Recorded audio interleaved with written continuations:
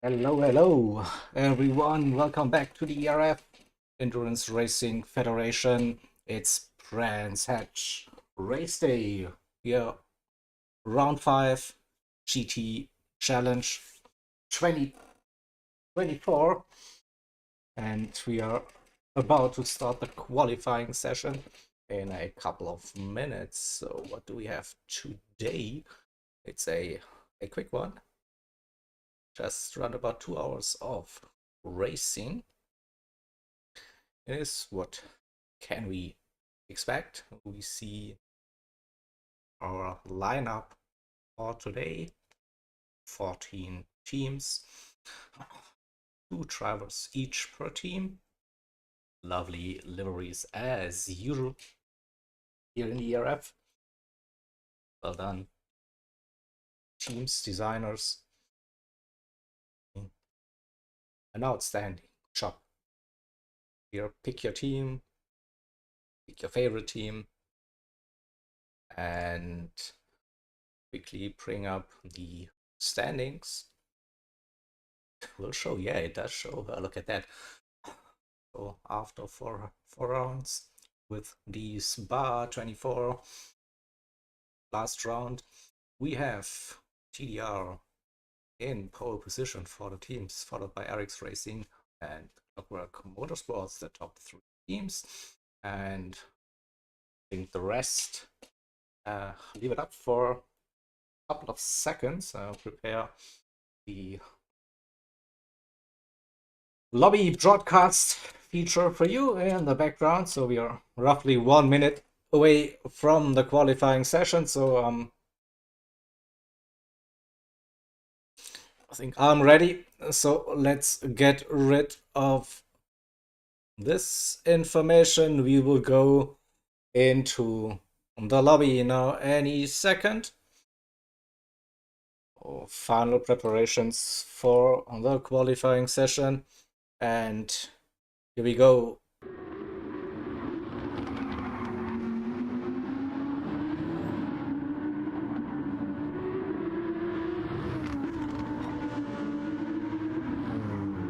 So it will be a 30 minutes qualifying session for the 14 drivers. Also for today with the short event, the qualifying driver is also the driver that starts the race.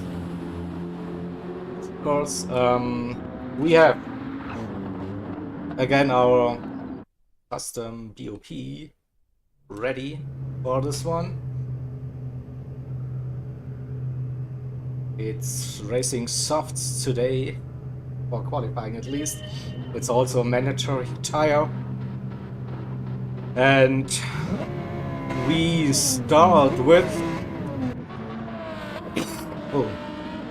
drivers being inside of each other. no, don't do it. Yep, we start with 50% of fuel for the qualifying session for this 30-minute. And then let's see who comes out on top. There will be no Super Pole or whatever. It's just 30 minutes let out. And then we'll get directly into the race. So, let's have a look at the cars, the drivers on track. So we have today for Syndicate Sector Racing in that number 7 Lambo, Storm Pacer for Clockwork Motorsports 57, BMW Black Beauty, Razor for GT Finland Racers, that's the 67, yeah. We have Giri for Tavanello Racing Audi R8, probably one of the favorites for today here at Brands Hatch. Tio Servo for Project 1, new entry to the ERF, welcome for this one. McLaren 650S, Christina is back with a rebranded team. So it's not DCT anymore, it's BZ. and they're running their trustworthy Nissan GTR Noah and Harris. That yellow and black BMW Deutsche Post, here we go. Clockwork Motorsports 56 Ray Racer for CLR Ray Racing Audi R8. Good warm-up pace. Speed Hunter for TDR number 2 AMG, and Thomas Betty for the second BZ team. Virtual Wolf 32 CLR Ray Racing second entry AMG, and we have a new driver. No, it is not. I have been told it is Philo on a different account for today, so don't get confused. It's one of our big drivers here. Hijack Paddy for Transatlantic Racing in that Porsche number 93. And then we have the second entry for GT Finland Racers Beetlejuice 66 car. Alright, and drivers are not really taking it easy. So already we see that 1 minute 22s here appearing. For the most time of warm-up we saw low 23s, and boom, we go directly into the 22s, and there's still more time left on the table. I think I saw a 22.4 or 22.3 even during the warm-up. It's probably the pace we should be expecting for the top runners for this one. Or let's see, Christina and Giri in Italian 1-2, and Hijack Paddy in that Porsche in P3, Ray in 4th, and Speed Hunter Toto 2 AMGs. Also not sure what the approach is in this 30-minute session, so take it easy, burn some fuel, maybe look after tires, change tires at some point later.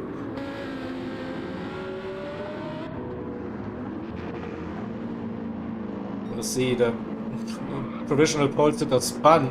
Oh no. Can we catch that? Where am I? Yeah, we have a replay. Oh. Just the end of it. We're pushing too hard, but that's what qualifying is, like 30 minutes. You have, yeah, plenty of laps to get that lap in that gets you towards the front of that grid. And yeah, but Christina the only driver in the 22s so far.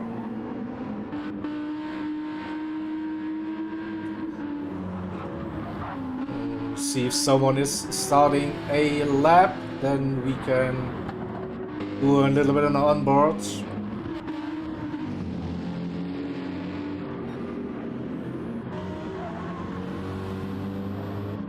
It's too late. Cycle through the grid, here we go. Let's go with the Storm Pacer. Let's see, Brands Hatch, iconic track. Located in England, the UK. The Speed Hunter just saw 22.999. Also, Storm Pacer is improving.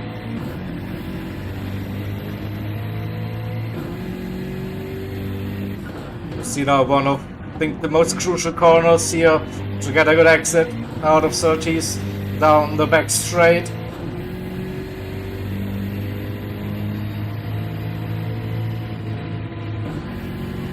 Oh, there was a...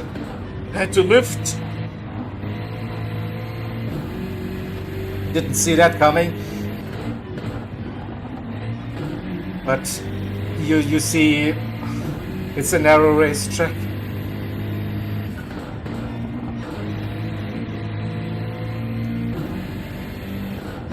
And already a lot of damage. Uh-oh. So, will we see these slightly changed safety car today in this event? We will see. Racer. So that was one lap on board. So top three currently looking like Christina, Racer, and Ray Racer. Ray Racer. Oh, that might be a tough one.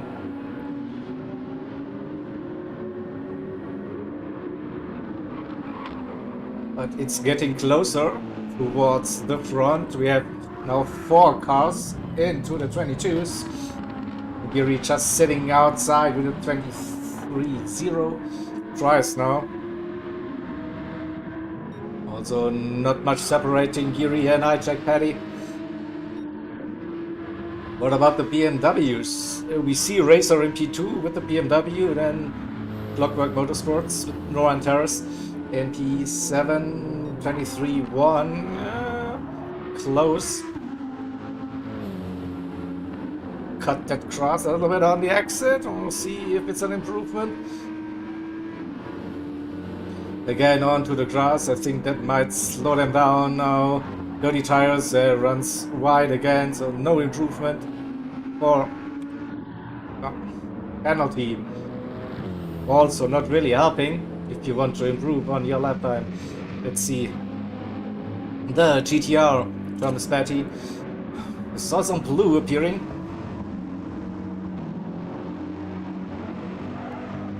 Ray Racer 22.3.9. That was basically what I saw during the warm-up. Thomas Petty up to P2. So now the grid is shaking. We see some movements up and down. So now we have an R8 in P1, Ray Racer, Thomas Petty in that GTR2, second GTR in P3, and an AMG in P4. So a good mix. Also we have the first of the BMWs in P5, another Audi R8 currently sitting in P6, the only Porsche in P7 currently, BMW AMG, and we have the McLaren 650S struggling a little bit on pace so far, 1.2 seconds to gap.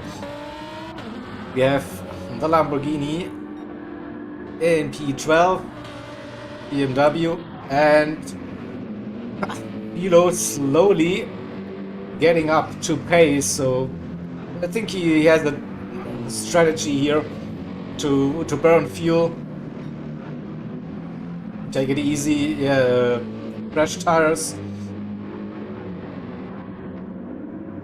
We'll see 10 minutes in, 20 minutes to go, so still plenty of time left in this qualifying session. You also see in the chat that this is the final race for this specification of the Audi R8. Like that big wang, you see, it won't be allowed after this one. But that downforce is just too powerful. But let's see if they can make the best out of it for today's race. And you also hear, like, after Brands Hatch for the final 2 rounds of the ERF GT Challenge 2024, we have an updated BOP once again for the Suzuka, and the Californian race. California will be Laguna Seca. So we keep on working on those VOPs, try to give everyone a decent shot at their setups and to make the cars competitive amongst each other. But today it's more like a sprint. Yeah, it's 2 hours roughly, driver swap after roughly 1 hour, and we see Velo slowly improving. 23.7, still not near the top 10. looks, but we'll be getting there. But now in this section of the qualifying, not sure what to expect. We see few drivers with fresh soft tires. Next driver into the 22s, that's Beetlejuice, not GT Finland Racers, the 66, up to P6. Again, so it's 6 drivers have cracked the 123 barrier, with Ray Racers still in the lead, 2/10 to the VEZ teams, Christina and Thomas. Purple and green colored Nissan GTRs. Speed Hunter 4 TDR. And here we go. Here comes Philo up to P5, right behind the sister car, number 2 and number 5 now. 4 and 5 on the grid. So Racer in 6 also not too far behind, and Beetlejuice, the sister car, in P7. So it's 7 cars in that 122 area. Giri's still on the outside, but not by much. Okay, having the indicators on, getting out of the way for the drivers. What about Hijack Patty? It's close to get the 22. P9 currently for the Porsche.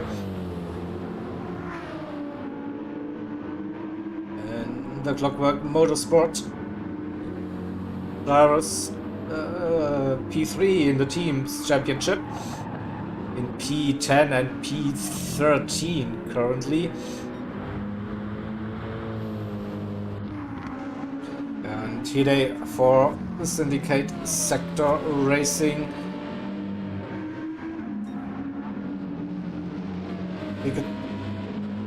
Is it the only Lamborghini today? I think so. We have Audis on the grid, a Porsche 650S, yeah. Speed Hunter, oh, provisional pole position 22.378. That's close now between Speed Hunter and Ray Racer. 2 drivers with an American flag. 1, 2, then 2 Italians, Christina and Thomas. Below in P5. The 2 Finnish drivers in 6 and 7.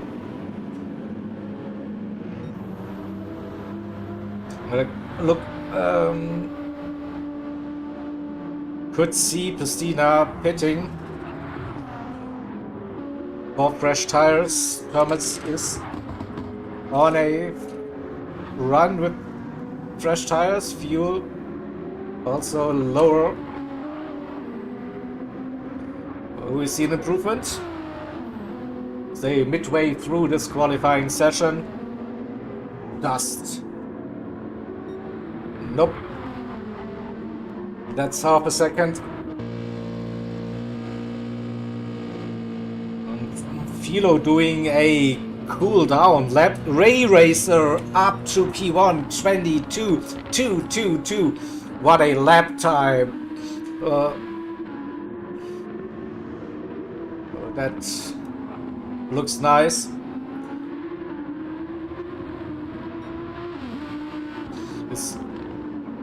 This has to be the pole time, right? Cannot get any better than that. 22.222. But now, I think there's still a bit of time left in those cars for those drivers. Speed Hunter not improving. Yeah, Christina on the outlap. Some fresh boots for the Italian. So Thomas down. Philo with that slow lap.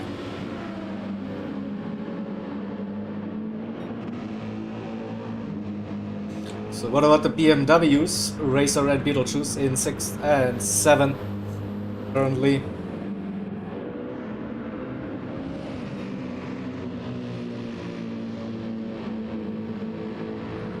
Can they improve?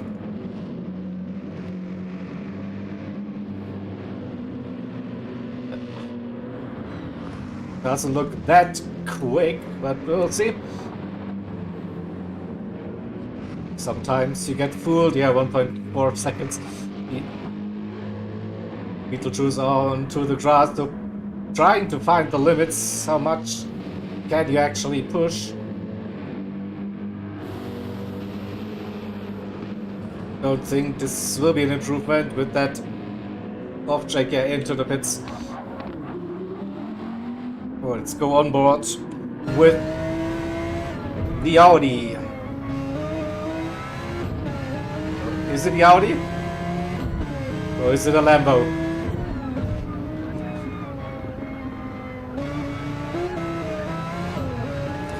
I'm confused. It is an Audi. Was confused about Italian teams running a German manufacturer, but yeah.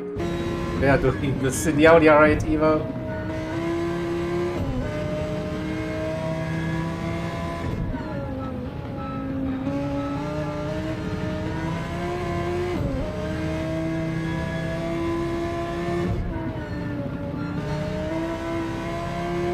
Wait for the next sector coming round up. This could be the 22 for Giri. A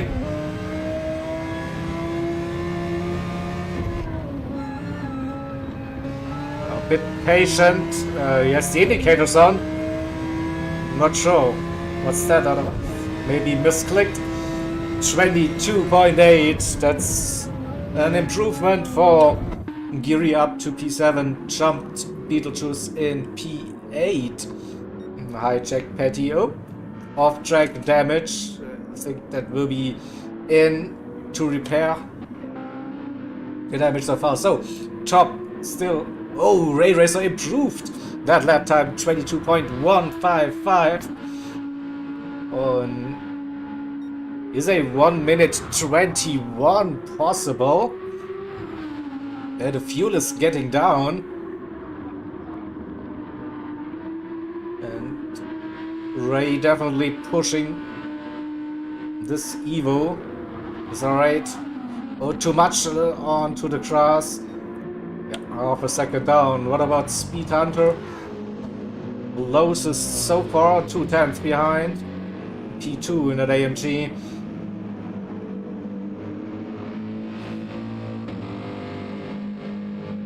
You see 10 minutes to go. Oh, we get interesting now again. A bit too wide on the exit. I kept the foot down. We'll see if carry the speed or if it's 30 tires. Understeers a little bit. Touches the grass on the outside again. Not sure about. Yeah, lost a tiny bit. Oh, those are the margins, right? What about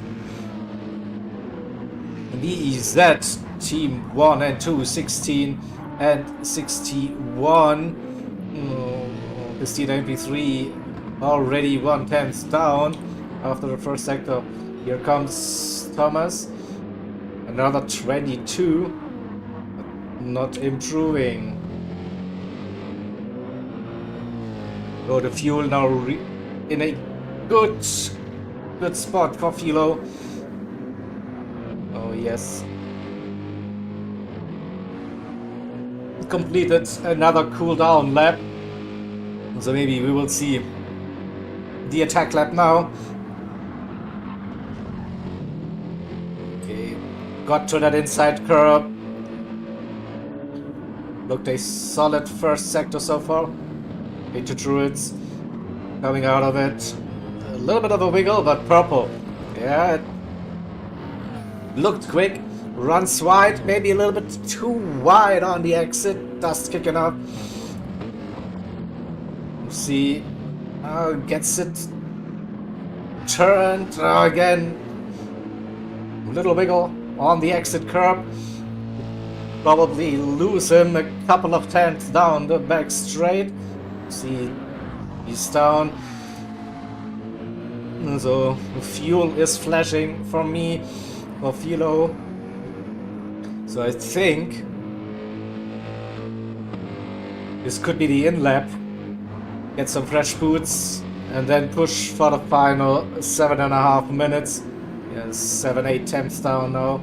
Won't be improving, so probably now time to final stop. You know, going for one more, but looks. Outlap for Racer. Geary in P7 currently. Not much separating P6 and P7. The stage 1 10th down, so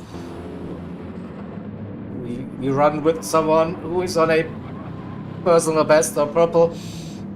Now 7 minutes to go. Beetlejuice with that little improvement. Exit looked good.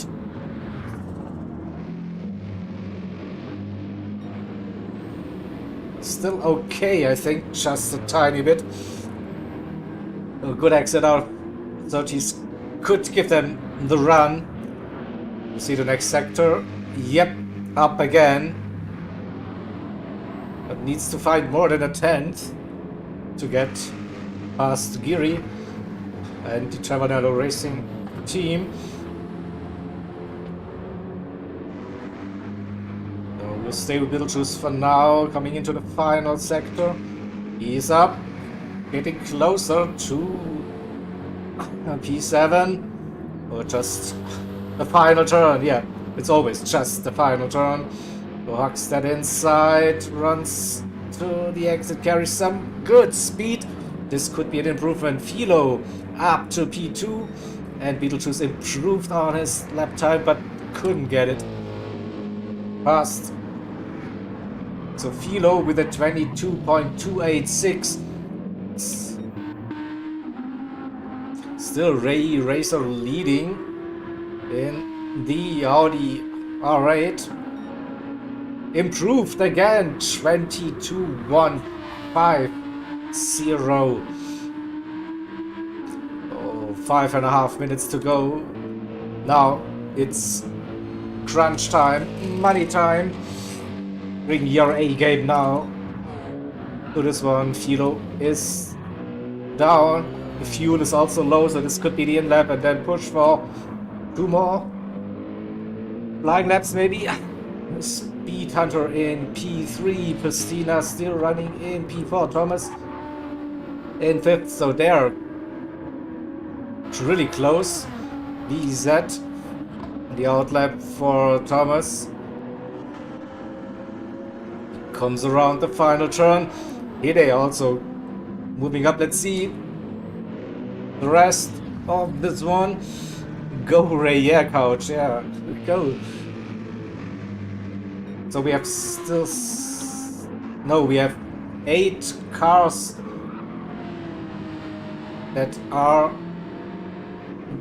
sub 1 minute 23. Hijack Patty still with a 0.0 in P9. Hide in 10th with a 0.1.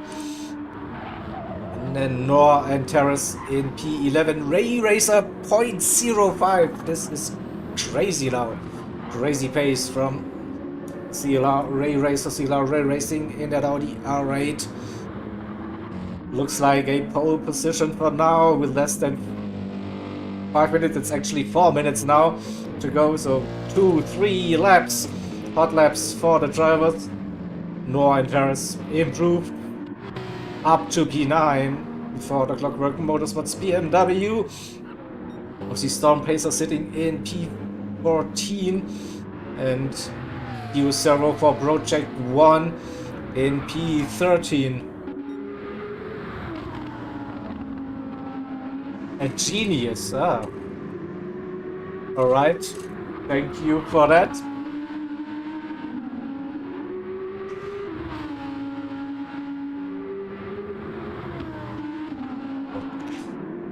Jiri It is. Right, so Ray not improving, but at 22.059. Wow. That's definitely something. We'll see about Philo and Speed Hunter, the two TDR drivers. 3 minutes to go. It is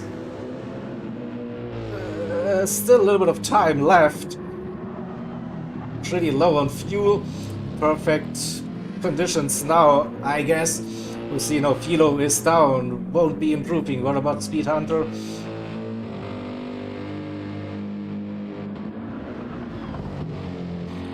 Noir and Terrace into the 22s as well. T8 for CWM. Speed Hunter warming up the tires or whatever. Just over 2 minutes to go. Getting a good exit out of the final turn. Let's see. Penultimate push lap for TDR. What about Pastina and Thomas? Thomas crosses the line, not improving on this one. Racer in P6. A gap to Thomas. Over a tenth. But this is close here between Jiri, Noah and Terrace, Beetlejuice, Hijack Patty. That is insanely close. So 1 minute 40 to go. Ray comes around for another time. No, final. No, 1:30. 2 more laps. Still possible. Philo was down the previous lap. What about now? Has a car in front, has a wiggle. 1.5 times down. That's not happening.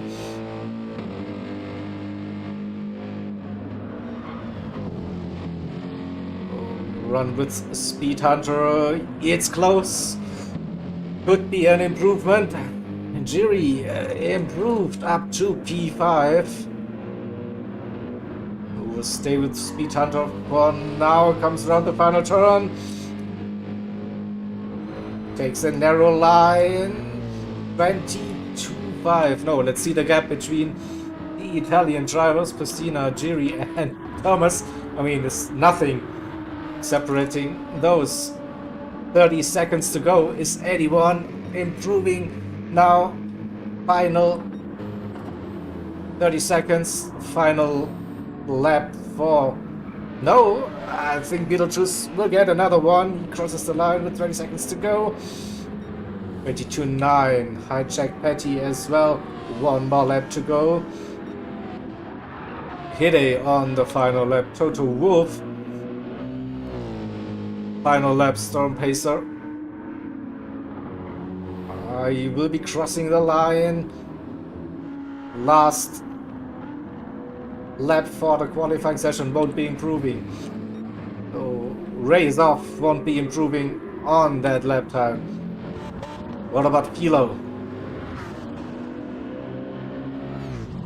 Last chance for everyone. Up. Blue. Is it a last lap magic for this qualifying session?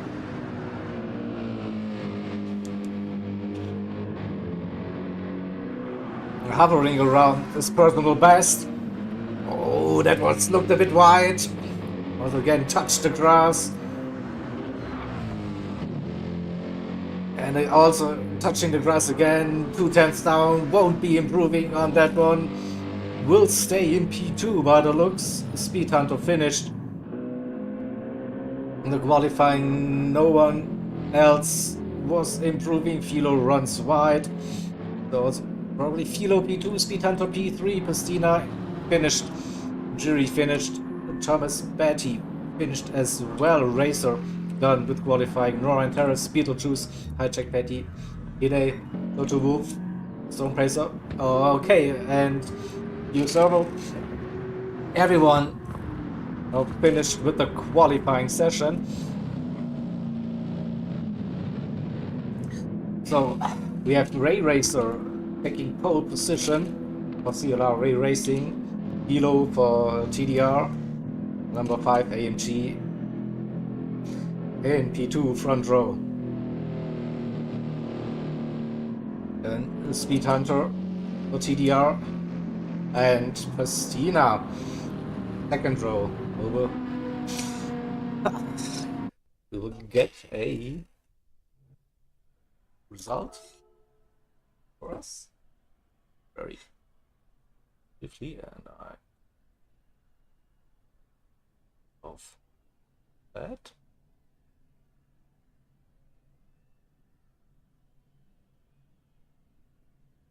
This right.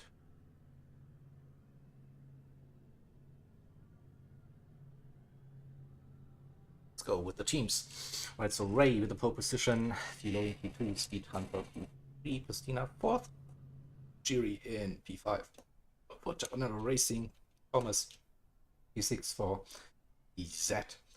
Then we have two BMWs, P7, P8, Razor, and Noir and Terrace. We have fifth row, Beetlejuice and Hijack Patty, Day and Total Wolf, 7P12, and in the last row we have Pacer and you. It looks like a nice close grid. See, probably fights everywhere throughout this first stint, hopefully. So, procedure, I think we just have a short break and then we'll start directly into the first stint. We have, as usual, a manual formation lap. We have 44 race laps, and the ultimate lap will be the in lap or the driver swap procedure.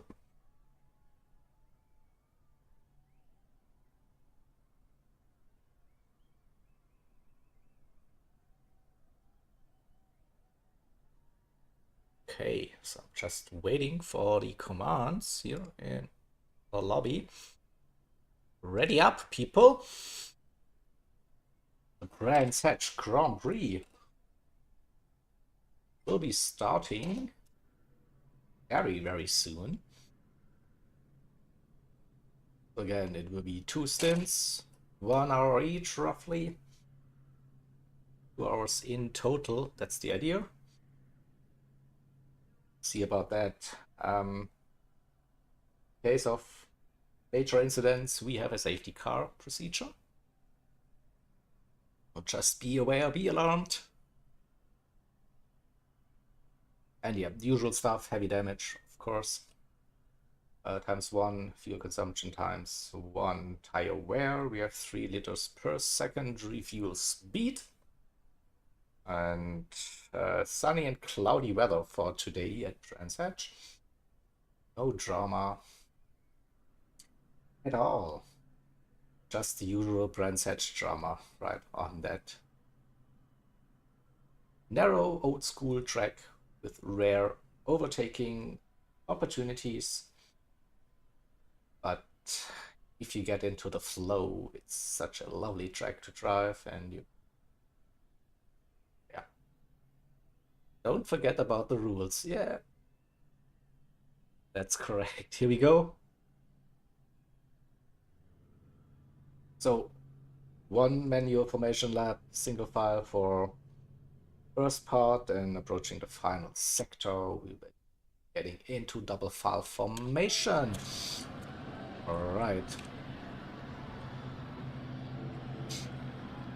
We go look at that grid. Nice shot, 14 cars on the grid today. After the qualifying with Rail Racer pole position, Philo in P2.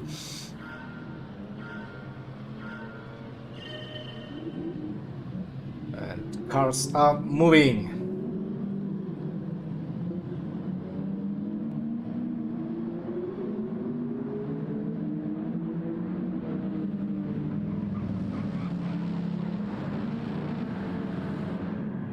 Oh, let's see. Oh, a bit too much weaving on that outlet. Come on. take it easy. Take it easy, guys. So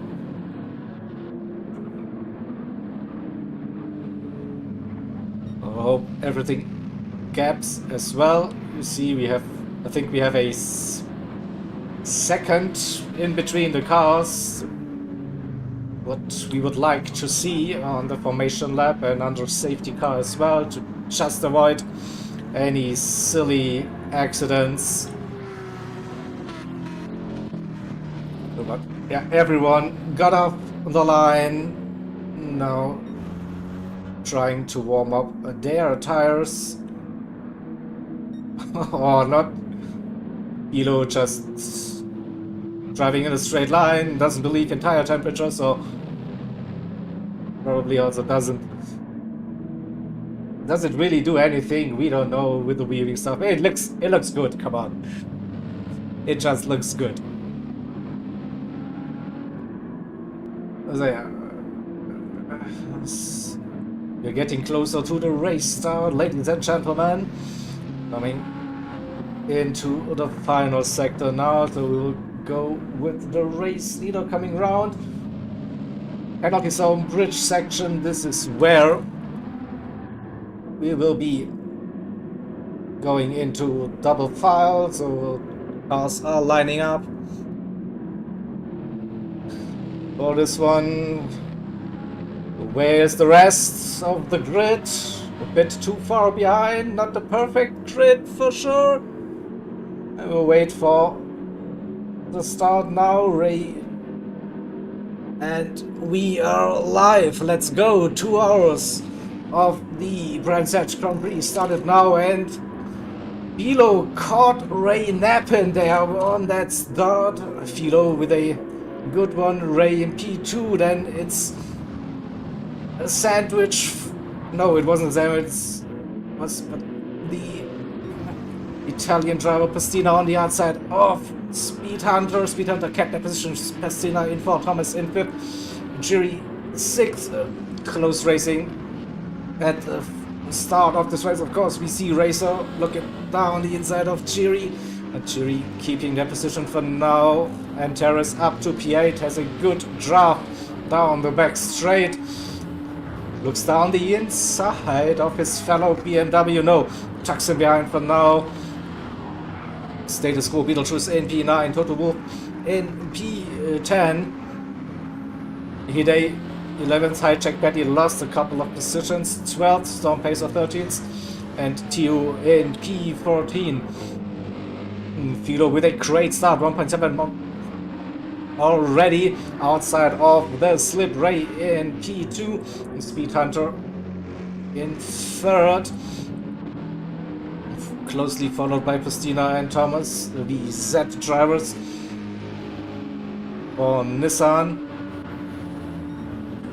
Jiri, Talanello, P6, kept that gap to Racer in 7th, Noir P8, Beetlejuice, so the BMW Armada 8, 9, 7, 8 and 9, Toto and the AMG in 10th position.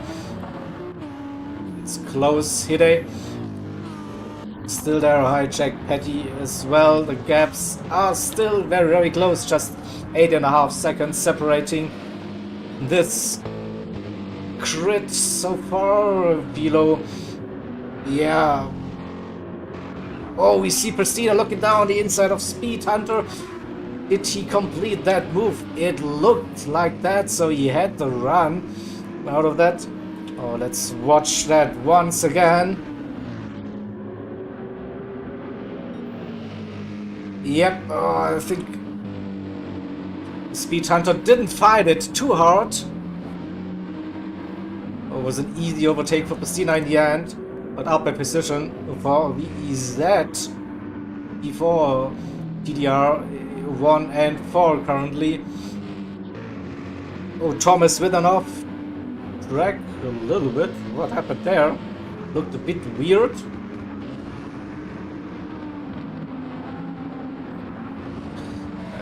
And the BMW boys, Racer Noir and Terrace and Beetlejuice. 7, 8, and 9. We see some purple times incoming. Hilo with a little mistake, or Ray Racer just picking up the pace now. 1.2 getting back into slipstream range. Bustina also still on the lower end of that slipstream. The Speed Hunter MP4 Jiri Biff. So yeah, we are missing Thomas. Thomas was running P6. Where is Thomas? Down to P10 in a close battle with Hide and Toto. But yeah, something must have happened. Dropped from P5 down to P10. But no damage. I think that's the good thing about it. But had a nice run coming out of the final turn. And that wing is big on an AMG, covering some of the racing action here. So we'll go to the TV camera, have a look if Thomas can recover from that incident. And Ray caught up with Philo, 0.6. Christina still under a second, or roughly round about a second. 1, 2, 3 Speed Hunter now on the edge of risks of losing that slipstream range. Jiri is out of it. 1.5, 1.6 now. A little mistake and he's back in it. Racer and Noir and Terrace P6, P7 Beetlejuice. P8 still there. Then Thomas in 9th. And look at the strain here. Thomas, Toto, Hijack, Patty, and also Hide. Who has the grunt coming out of the final turn. The short start-finish straight. Oh, it looks like Thomas will be keeping that position. Toto, Hijack, Patty, and Hide. Oh, a little mistake. We see someone spinning in the background. It was, I think, the Project 1 McLaren.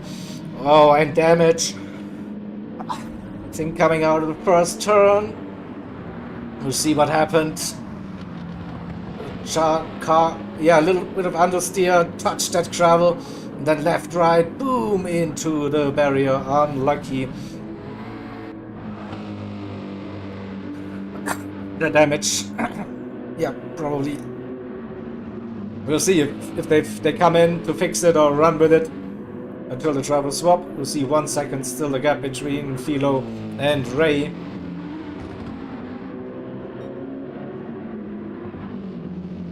Christina in 3rd.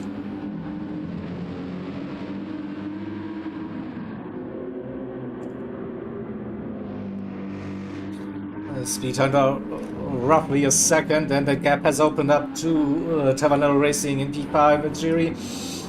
1.8 second, another 2 seconds to the Ferraris. Ferraris? What am I saying? To the BMWs, Racer and Noah Terrace.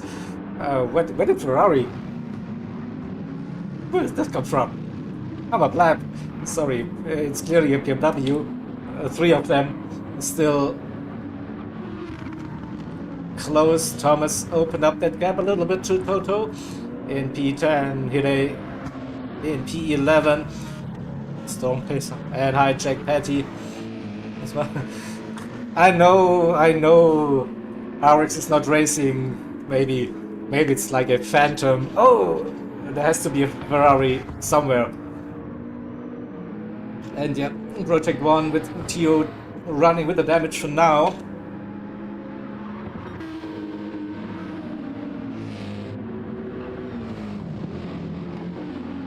So that's 8 minutes in. And Philo creeping away. Now trying to get out of that slipstream range again. He already had 1.5, 1.6 seconds after the first race lap.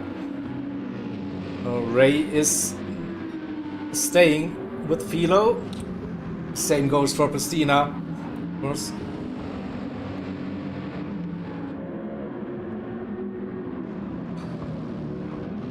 Speed Hunter also just there with 3 seconds separating the top 4 cars at the moment.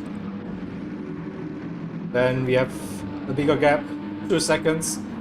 A little problem on the exit, not too bad.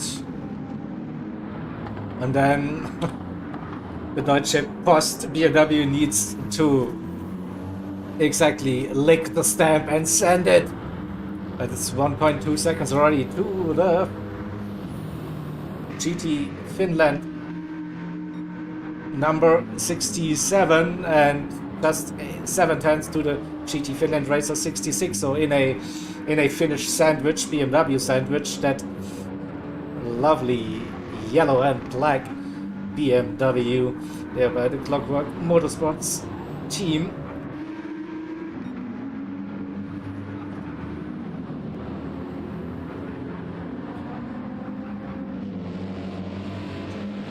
And Thomas, yeah, definitely has the pace. Can he close that gap? 2 seconds to P8. It's doable, I'd say. Toto and Hide.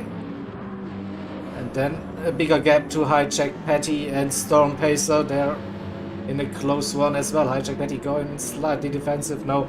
Has still the gap into the first turn. Doesn't have to go that defensive.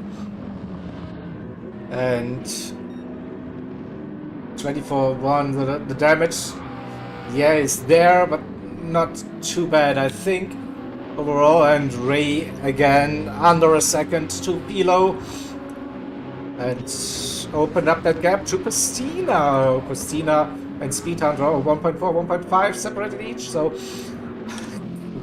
can the top 2 run away now? That is the question. That definitely increasing the pace now. Ray with a 22.6. Is Philo feeling that pressure now?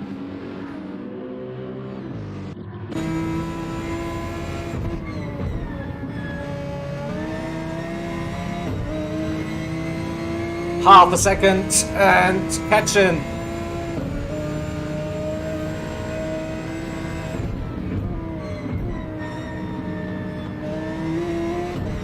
Oh, a bit wide, both of them.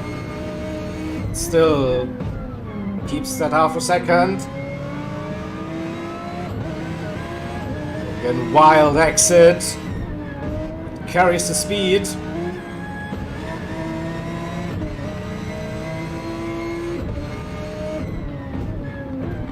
Pushing a bit too much by the looks. Oh, Philo touched that dirt, that grass on the exit. All that time gained is gone. So back to under half a second again.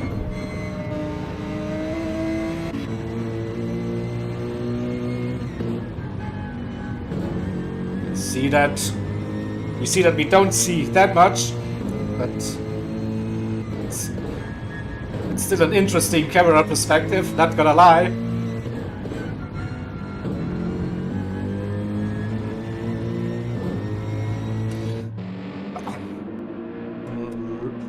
Ray is catching.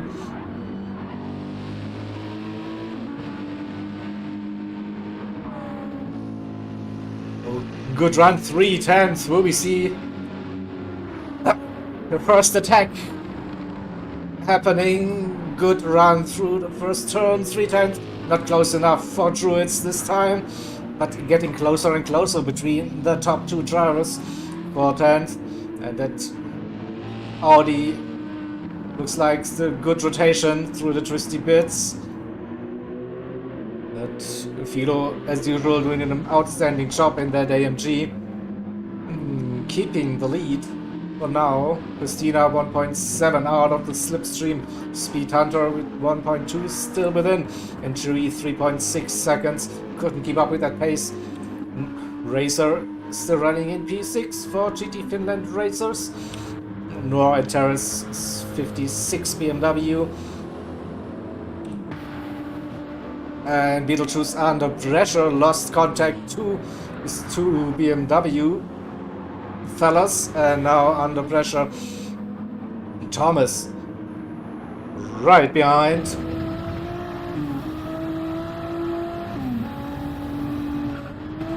Showing his nose, no, it's not a valid opportunity, wait. Maybe stay close through the final turn and maybe send it down the inside of T1. We'll see. Don't think Thomas is close enough. 310. It's not working for now.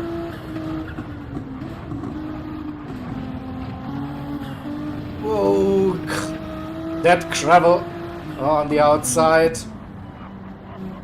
It's coming closer and closer. But the Philo still half a second clear of Ray.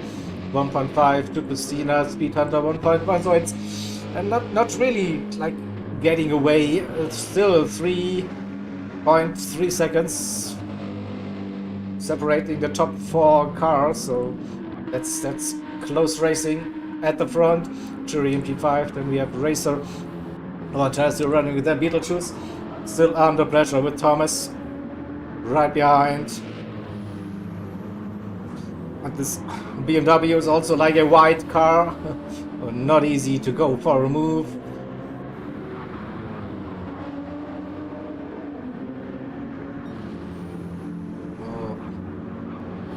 But they can concentrate on their battle. 3.6 seconds to Toto in P10 with Hide and Hijack Paddy. They are back. And those three. Battle for P10. Storm Pacer lost contact and touches the grass. Oh, and spins it. But avoids getting the damage. No, he got the damage now. Just that final bit. And that was unlucky. We saw him touching the grass on the outside. And here comes the McLaren Project 1. Upper position and unlucky for Storm Pacer.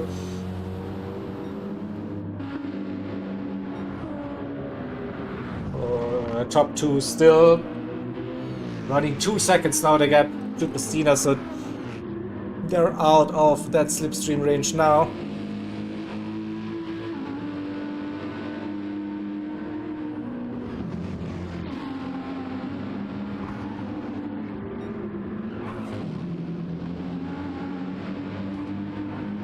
Yeah, Ray staying with Philo. 1.8. Different setups for the cars maybe over the entire lap, but definitely out of the slip for Christina. And Speed Hunter is closer though. Basically doing the same lap times as Philo, still 3.2, 3.3 seconds between P1 and P4 currently.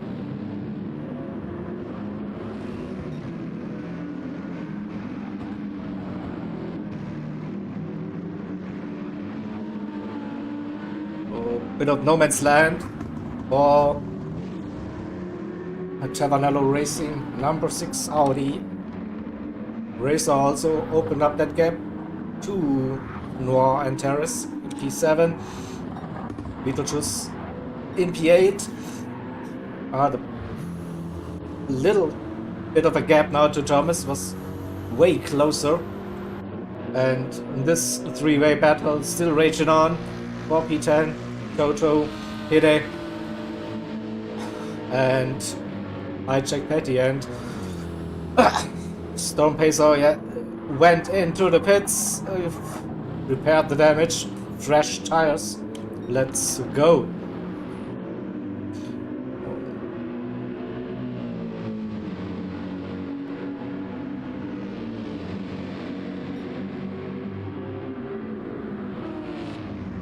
think Speed Hunter is getting closer and closer now. It's compare tire wear. Yeah, the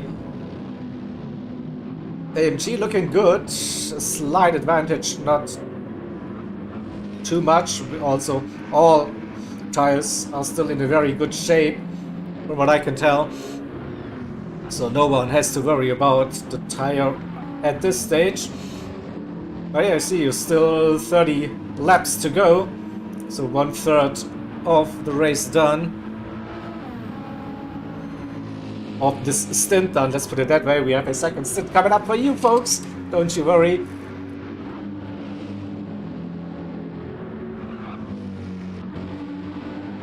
Whoa, Ray with a big slide, big drift. A10 not helping the rear tires, to be honest. So those rears are starting to wear slightly now for Ray. It's probably the downside of that Audi compared to the AMG.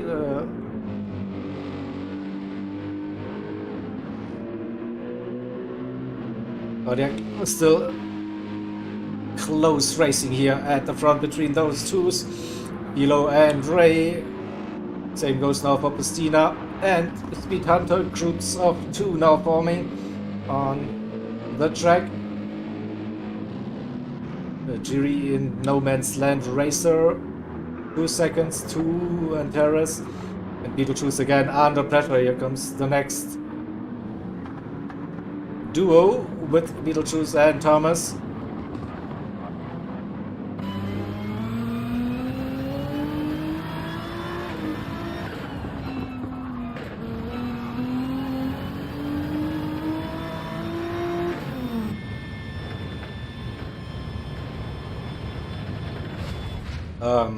What happened now? Did I again disconnect from the lobby? No. Or is the lobby still running? Please tell me. It's just my end and not the entire lobby. I got booted from the lobby. Is the race still going on? Please tell me. The host game crashed. Ah, big F. No. It wasn't my end. Alright. So that leaves us with a intermission, right? So we don't have something happening at the moment. So we will improve something like this. And where is, I think so. So yeah, okay. So we have a lobby crash, unfortunately. Uh-oh. Yeah. So we have to wait, see how we can fix the situation again.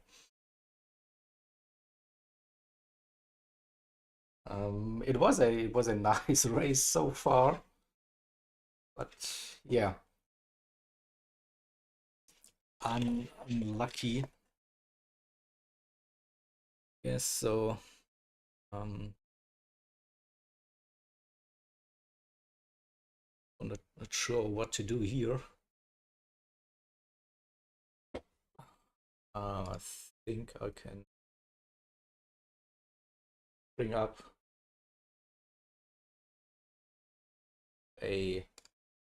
my famous red flag thing again. Look at that. So wait.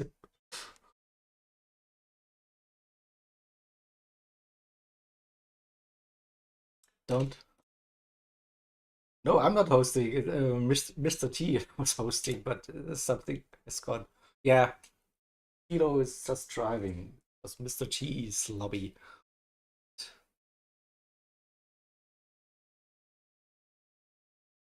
Tell us about the series. The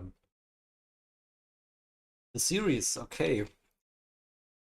So you probably see most of it on the screen. So we are running here the Endurance Racing Federation GT Challenge Series 2024.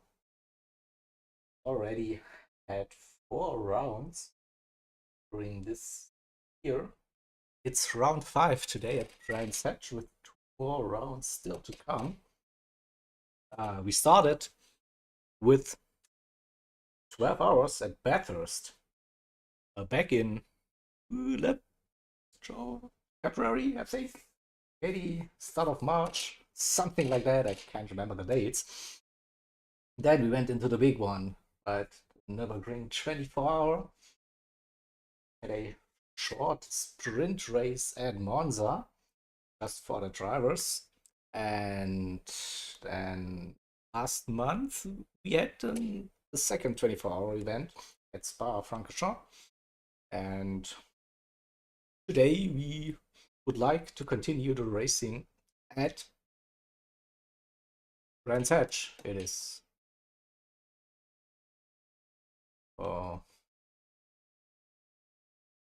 Still can't see the lobby.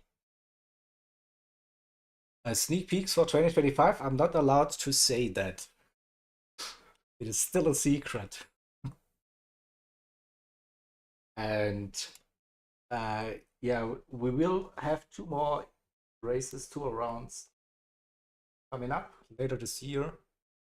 Next one is Suzuka 4 hours event. And then we have to finish off the season. We have it is probably it's 8 hours at Laguna Seca. Could be 6, but I'm pretty sure it's 8. But don't quote me on that. So I see a lobby hearing again, so hopefully we'll get that thing sorted.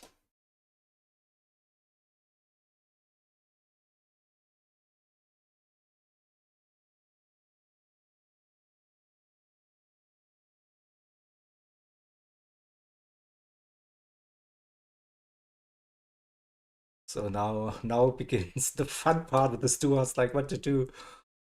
What can we expect? Well, yeah, I'm getting all the blame again for jinxing something here or whatever. No. So there was also a question. What was my highlight so far for for this for the GT challenge? I mean, it's has to be the 24-hour events. But not gonna lie, those are amazing. Like to see the teams competing, all the stuff that is involved. Yeah, for me, like with covering the broadcast, it's tiring definitely, but it's always good fun, and yeah, some amazing racing definitely throughout this. I'd say I enjoyed the last one, the Spa 24. That was really good in my opinion. I think we had too many safety cars at the Nürburgring 24 that it was still an amazing race after all, like with 5, 6 safety cars and the grid being bunched up after all these hours. So like with a final showdown of the final stint, like running, I don't know, less than 2 hours, grid basically 1 to 10 bunched up. So that was the final stint quite a highlight, definitely. I think just from the overall organization part, running smoothly things. I think the Spa was quite good. Also feels like we're getting into a routine, especially on the broadcasting streaming side with the running things. So that's my takeaway at least. I think. Yeah, exactly. That's what sort of the streaming setup. Yeah, is working quite good. Not gonna lie. So still, yeah, you have to be, let's put it. Um, it takes a lot of effort to plan it, to execute it, and also like you have to be concentrated. So it's especially like when I'm like bringing all the streams together, and so napping wouldn't be a good idea to do that. So that's probably um, my takeaway. And yeah, but then again, if I would decide between Nürburgring and Spa, so it has to be for me the German, the Nürburgring, for the like overall event, the setting, location, the challenge you have with that racetrack. That's definitely something. So it looks like we could get ready for something, whatever that something is.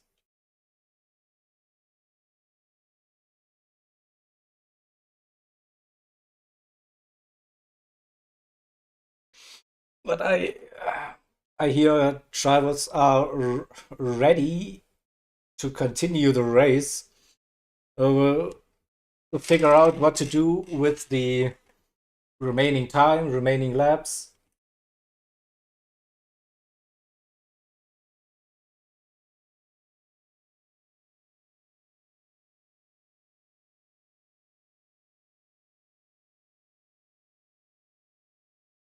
But I'm basically as clueless as you are in the stream because I don't see the like the procedure now what's happening. So we have 14 drivers in the lobby. I can tell you that. And now we need to figure out a way. Guess how many laps it will be. So we have okay, we have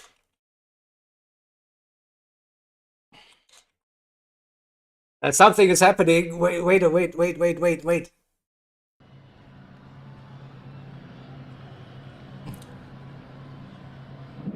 So wait, I have a logo that should go away, and we have something like a safety car procedure now happening. Oh, that is definitely the case. So let's go.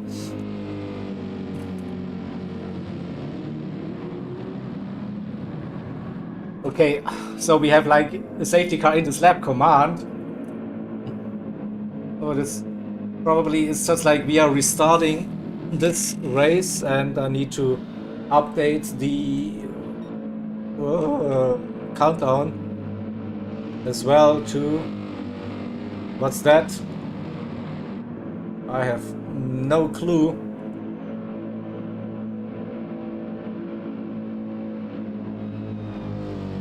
Say 1 hour 30 minutes, something like that.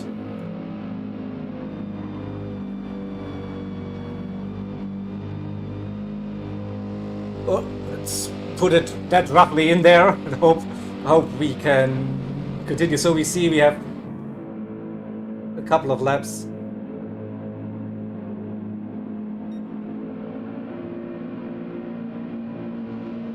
Okay, so we'll get this race underway. That's a good news. We have safety car in this lap. This means we have just like the gaps are nullified basically. So 1 second between the drivers now, and then we continue racing, right? So we have Philo leading, Ray in P2, Pastino third, Speed Hunter fourth, Giri in fifth, Racer sixth, Noah Torres P7, Beetlejuice P8, Thomas in P9, Toto Wolf, then P10, Hide in P11, Hijack Petty P12, Tio in 13, and Storm Pacer P14. So looks like it will be green any second, so the restart zone is there. We wait for Philo to accelerate, and then we have the safety car gone, and we continue racing for this one. It's the green. go. So Philo in the lead. Ray and Vito this time not napping, keeping that distance, roughly a second. Christina in P3. Speed Hunter in 4th, Jiri P5. We saw that early on, so nothing changed after the restart. That was one of the main ideas with the new safety car, that we don't want to have safety car to safety car to safety car because the drivers are too close, but it's still like close enough to be within striking distance.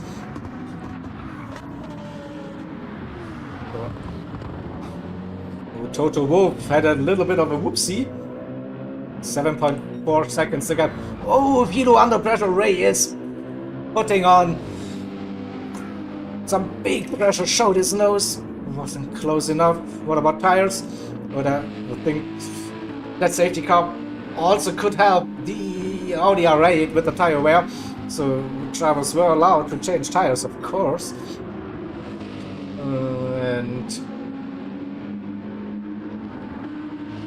That's why we are having a close one on top 3. Speed Hunter lost a position. Jiri moved up to P4, and Speed Hunter under pressure. Here comes Racer. Racer down the inside of the final turn, has the inside line. Side by side they go over the start-finish line, and it's Racer still with the inside line for T1.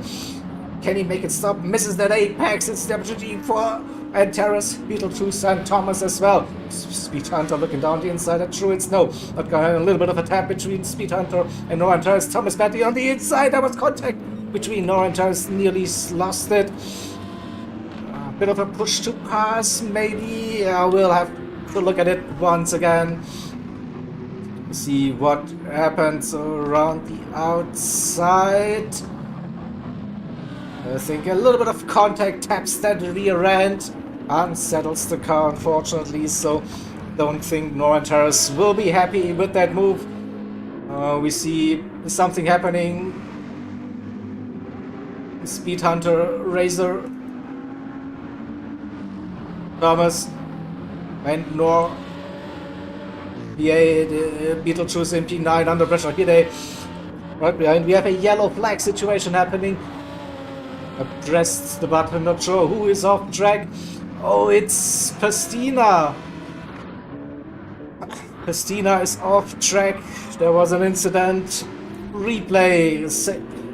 Can you tell us what happened? Oh, just a mistake. Lost the rear, clipped the grass, spun it, and that's Pastina. Dropped all the way down to the back of the grid with that mistake. Unlucky Pastina into the pits, fixed the damage. I think Storm Pacer also had the damage. Whoa! So top 2 again now with a big gap. Look at that. 3.5 seconds for Philo and Ray Racer Giri. Jiri, I have to remember it's Jiri. And P3 for Tavanello Racing. Speed Hunter in P4 with Racer and Thomas. Right behind. Thomas with the slipstream, with the run. Racer not defending the inside line, trusting in the top end. Thomas going for the move, looking down the inside, side by side. And they go. And looks like Thomas makes that move. Stick moves up 1 position into P5. Has the BMWs right behind. Keep my finger pressed. For the replay, still defending that position. Thomas, Racer, Noir and Terrace, Beetlejuice and Hide. 5 cars in a very close line. Oh, Hide nearly lost it. Yeah, big of a wiggle. But it looks like Thomas will stay in that lead. So let's have a look at that overtake once again, coming down the back straight inside line for Thomas, and has the inside for the next right-hander, and up he moves into P4. 1-2. It is Philo and Ray.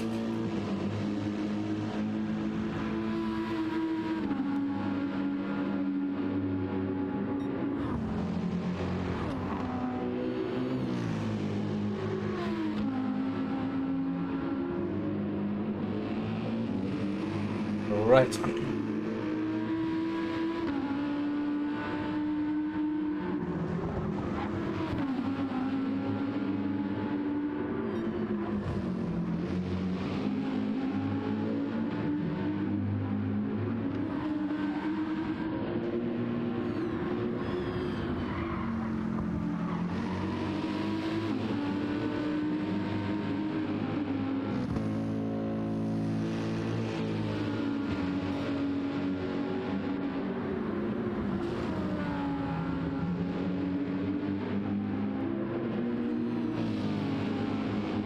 Oh.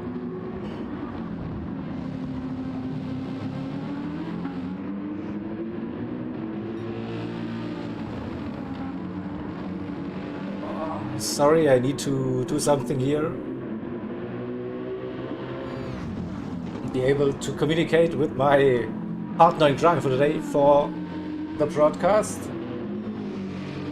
And here we go. I have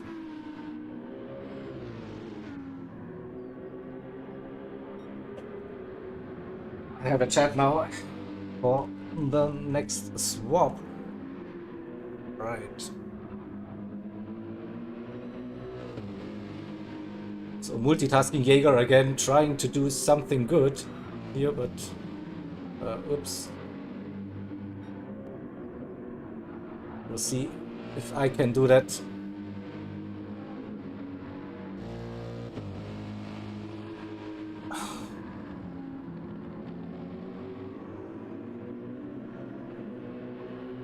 Okay, prepared for the next swap thingy. Well done, well done, well done.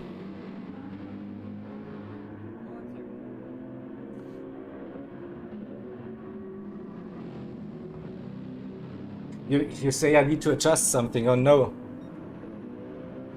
Ray ran wide, yeah, I saw that.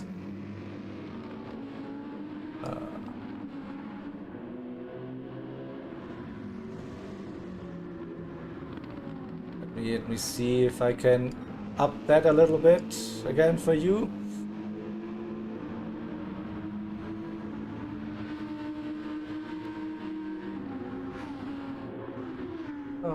Current race situation, fully with kilo, 2.6 seconds clear of Ray and Giri in P3. Come on, cannot be that hard for me. So Speed Hunter in P4, Thomas in P5,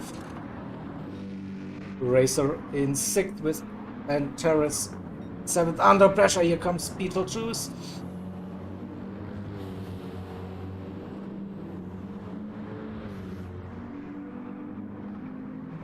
It is close, not close enough though.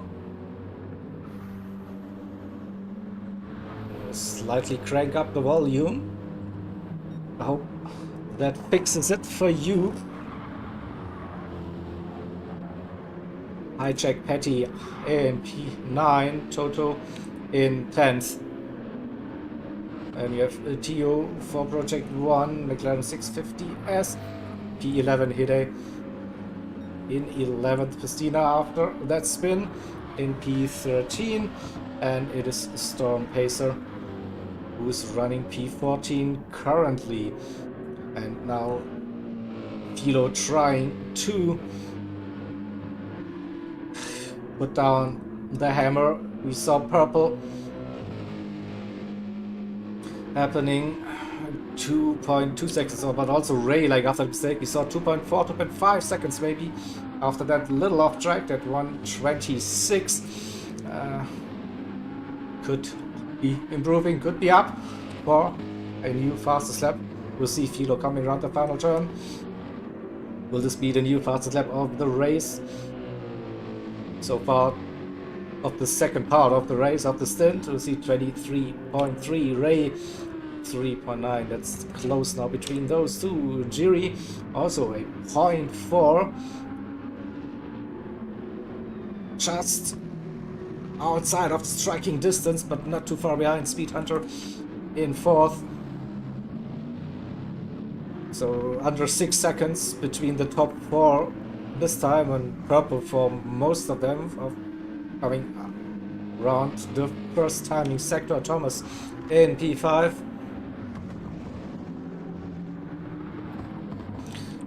Razor and the BMW boys, Noir and Terrace and Beetlejuice, Clockwork Motorsports and GT Finland Racers.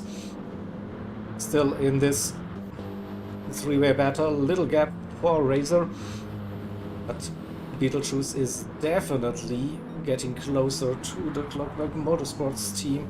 Now 66 putting on some serious pressure on the 56 car.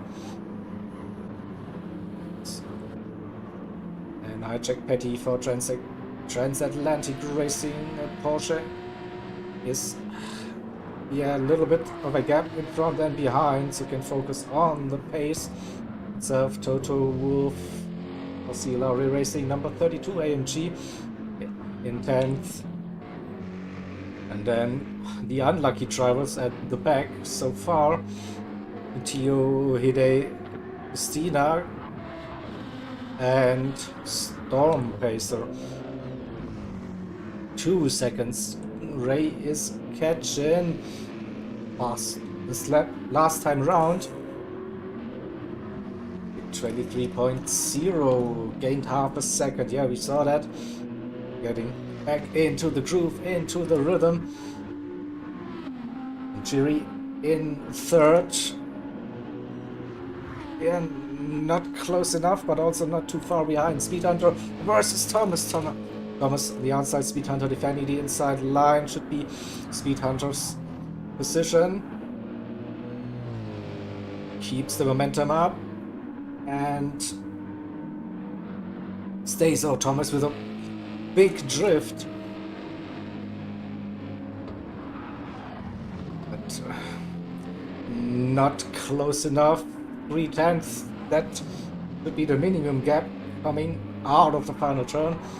We'll see about that. 3/4 now.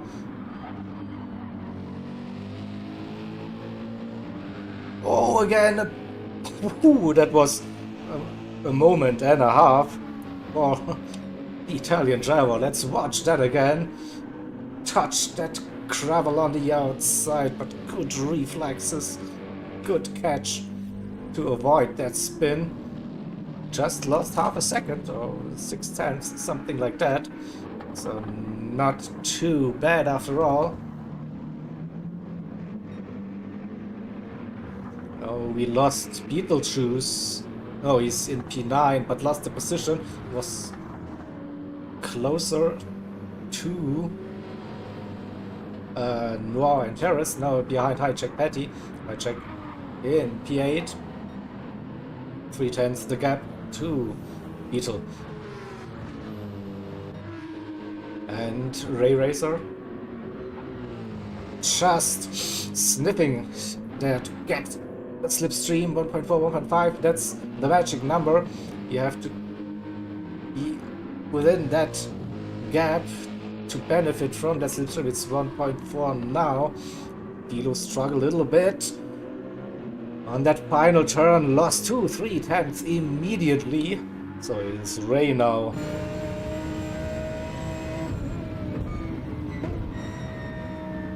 One second out of the first turn, braking for the hairpin Truids.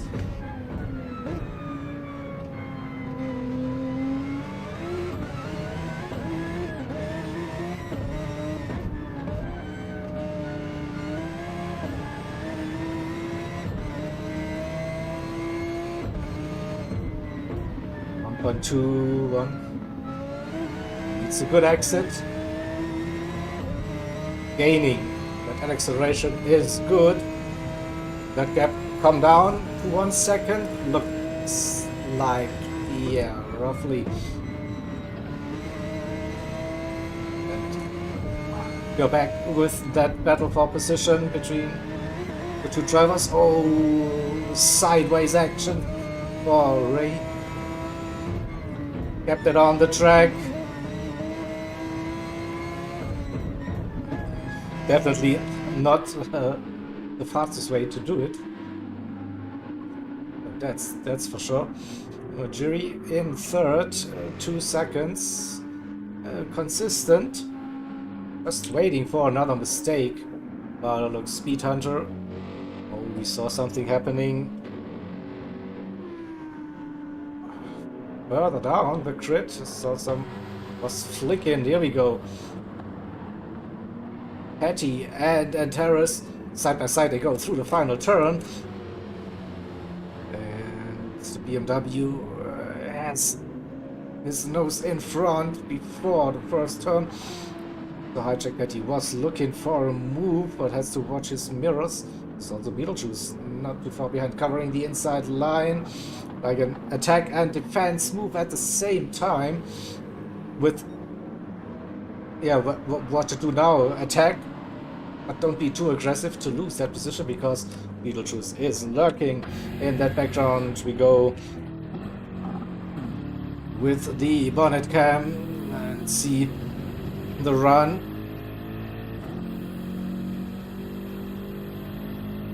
Get a nice draft, but not enough. That Porsche also in that draft of that Clockwork Motorsports 56 car. Keeping it on track. Don't run too wide. That's maximizing the track.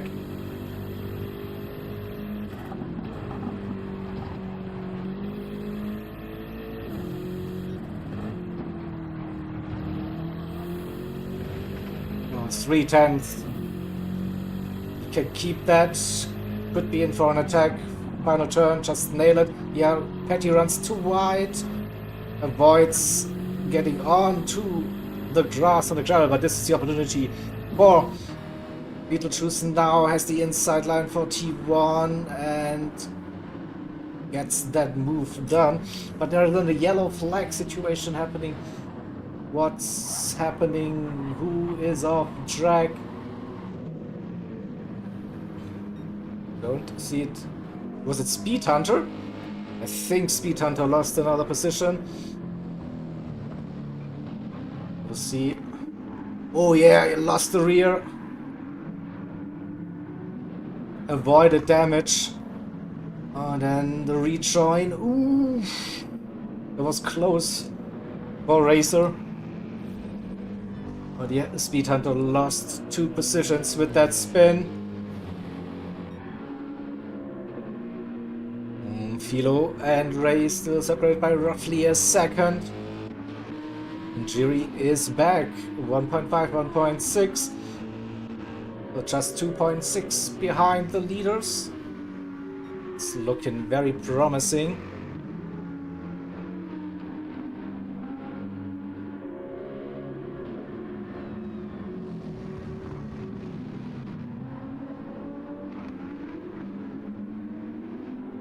So Thomas in P4, that gap to Razor opened up. 7.5 seconds Speed Hunter in P6. Splitting those BMWs, Razor and Noah and Terrace. Now Beetlejuice got past Hijack Patty and stays ahead. But now with Hijack Patty in P9. Still fighting for that position. Total Wolf in P10. Now has 6 plus seconds to P9, but also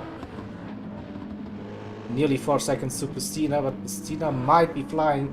He has the new fastest lap of this stint, 22.7. Open up that gap to Hide, 12. 11, nearly 11 seconds, let's put it that way. In P12, Tio in P13, Storm Pacer in P14 currently.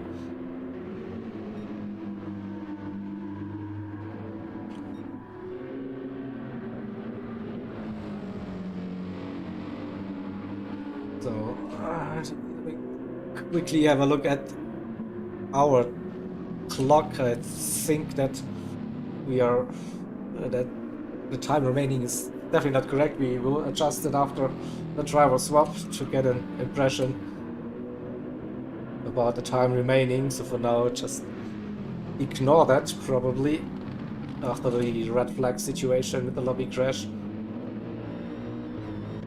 Ray under pressure. Here comes Jiri. Audi versus Audi for P2. And also still close to the leader.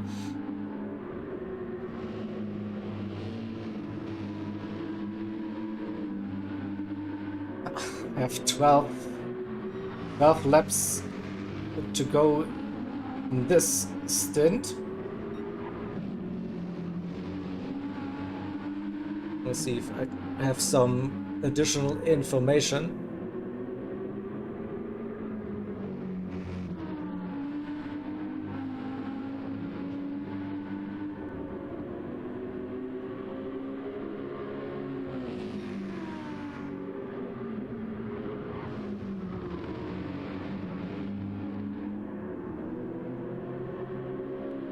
Nope, so don't see any announcements so far what we'll be doing for the second stint. So for now we just finish this one and go on from there, I guess. But I don't think anyone would mind if we just do more than 2 hours today. It's all good. I'm there. Also with Tune coming up for stint 2 on the comms, so we should be golden. All good. We are prepared. And Ray now close. Okay, so it looks like roughly 10 minutes. We'll see if we will be reducing it or we'll just continue and say, yeah, we stopped it. Let's go. So good, but the battle for P1 is intensifying. Jiri with 1.7 behind the leaders within striking distance. That slipstream is strong, and Ray back with Philo, half a second, 6/10 maybe now. That gap.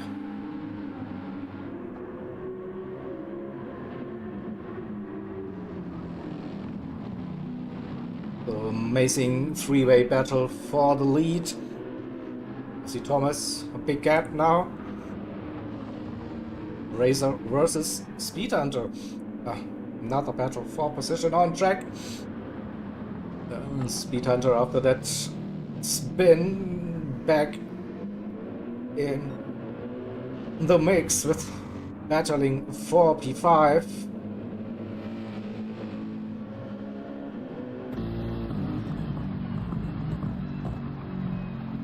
Gets a good run out of 30s now. The back straight. It's under 3/10. The slipstream. He will be picking up quite some speed. It's 1/10.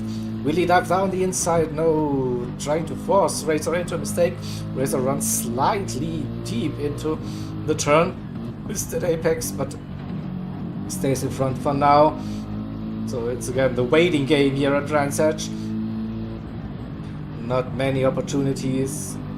A bit wide on the exit. Not too much of a problem by the looks. Again, exit onto the grass.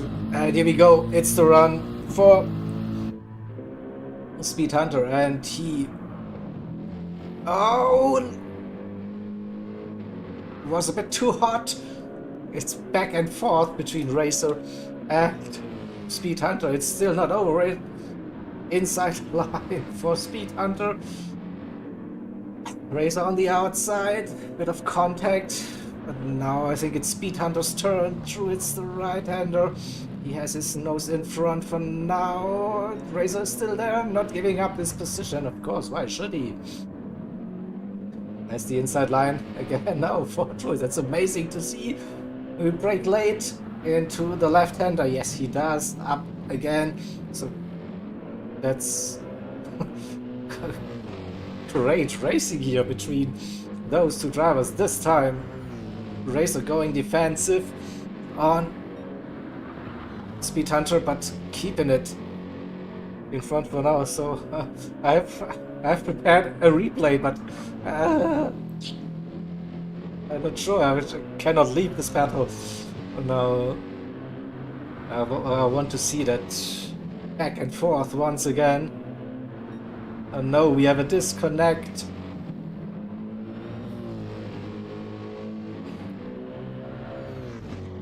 For Project 1, by the looks.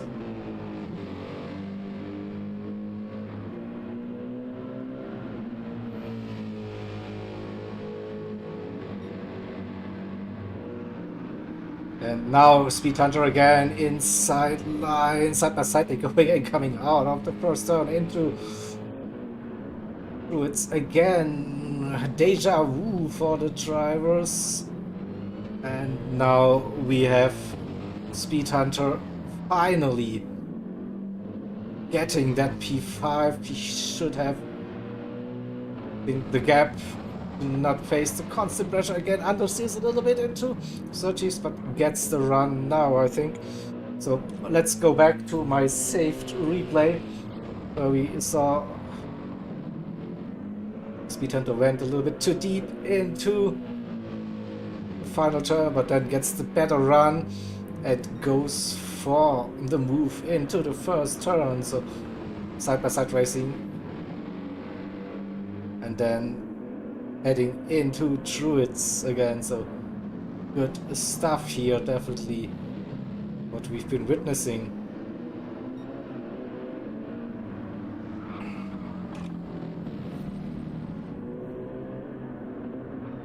So Speed Hunter now in P5. Milo has 2 seconds.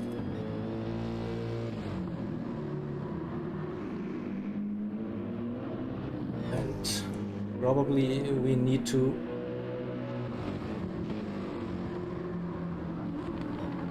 do a rejoin calculation, right? For the disconnect.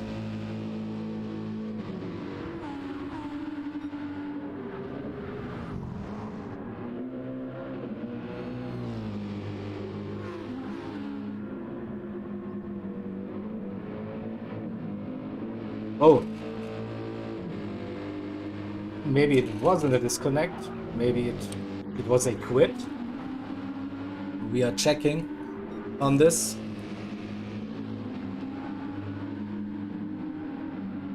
Still that battle for P1, the 3 cars under 2 seconds, the top 3. Jury right behind Ray 1.2 behind Philo, with not many laps to go.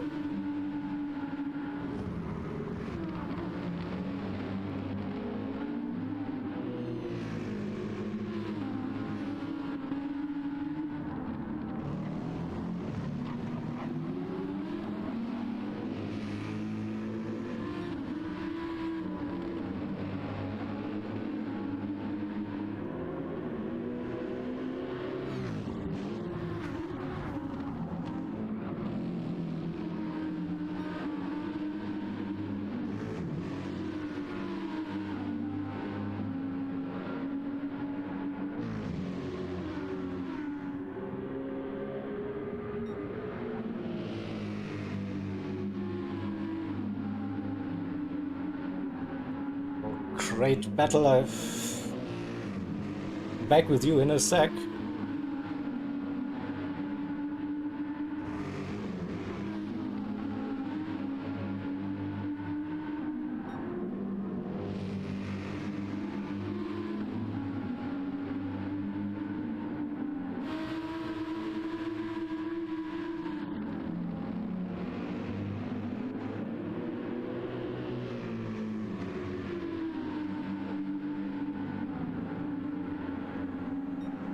Ray under massive pressure now, Jiri.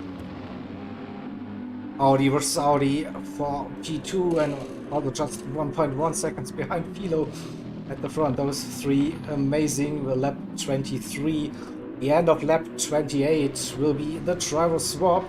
So we're getting closer and closer to that one.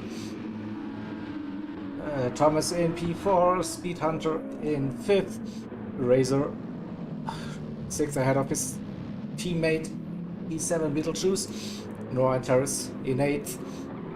Hijack Patty under battle. Here comes Pastina looking down the inside. Pastina with some serious pace after that mistake. into the top 10. P9 it is for VEZ, number 16 car. Nissan GTR Nismo. High-Tech Patty in P10. Toto Wolf running in P11. Hide in 12. And Storm Pacer P13. So back to leader. We just saw Ray went wide on the exit. Gives Jiri the opportunity. Maybe dirty tires as well. We'll see what happened. Go for the replay mark. 2 seconds now the gap to the leader. After that mistake. They're still close now. What to do for Ray?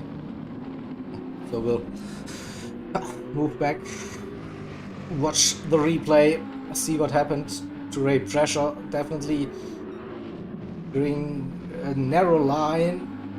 Or was there a bit of contact? I don't know. Definitely Ray a little bit off track, so 2 seconds to get for Philo. Now with 4 laps to go. Geary in second, Ray in third, Thomas then P4, Speed Hunter 10 seconds, Racer, Beetlejuice, and Terrace. Christina open up the gap to Patty in P10. So again, I need to prepare now our swap thingy. So bear with me. Keep that battle on for a second.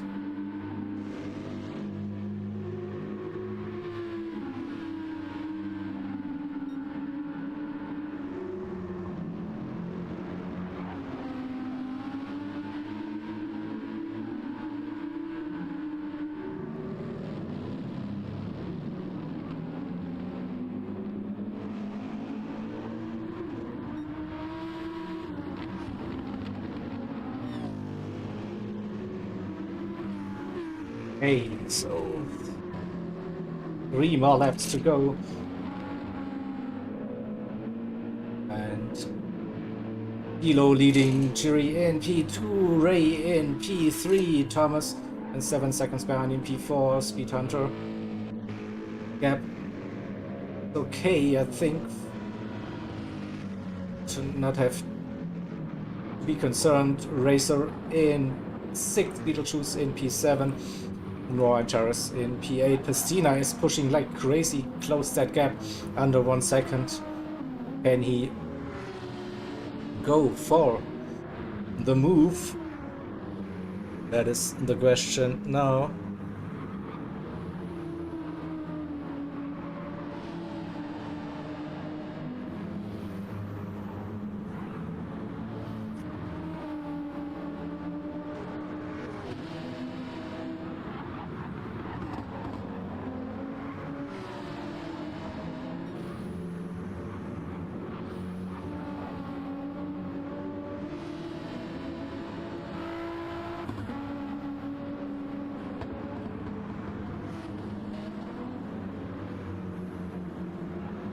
Was close for Antares.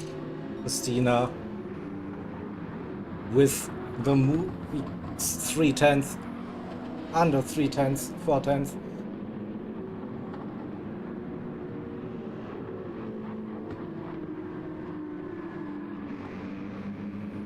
Oh, defending the position. There was contact, a little bit of a bump.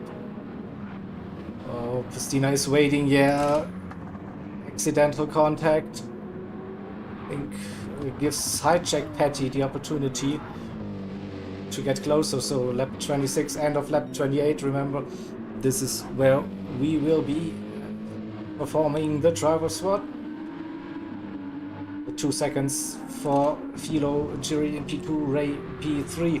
Let's have a look what's going on between Noah and Terrace and Pestina, P8, P9, and Hijack Patty. Oh, Noah and Terrace struggling. The rear not performing. I think the tires are gone now. maybe overheated a little bit. Definitely lost a little bit of grip here. What happened? See it again, just understeers a little bit. Runs too hot into the corner off track. Hijack Patty just follows them. Avoids the spin, so it's Christina up to P8, lap 27, 3 seconds. Oh, Jiri, something happened. There's damage for the number 6, drop down to P4, so 3.4 seconds the gap for Philo now to Ray in P2 penultimate lap for the stint. Ray in P2, Thomas in 3rd, and Jiri down to P4, Speed Hunter in 5th. Oh, let's stay with the leaders. And get the driver swap ready. One more lap to go. Just under 4 seconds the gap between the top two.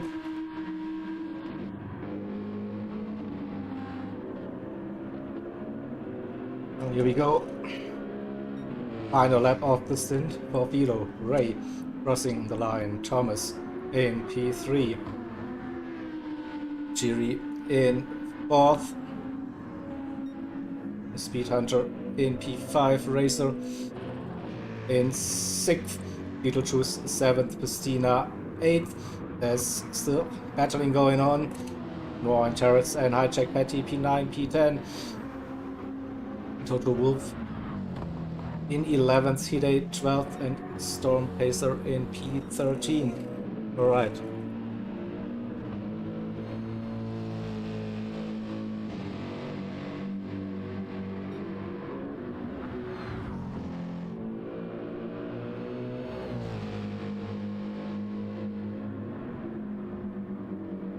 So, get ready for the swap. I'm unprepared. Wait for the perfect timing, hopefully, for this one.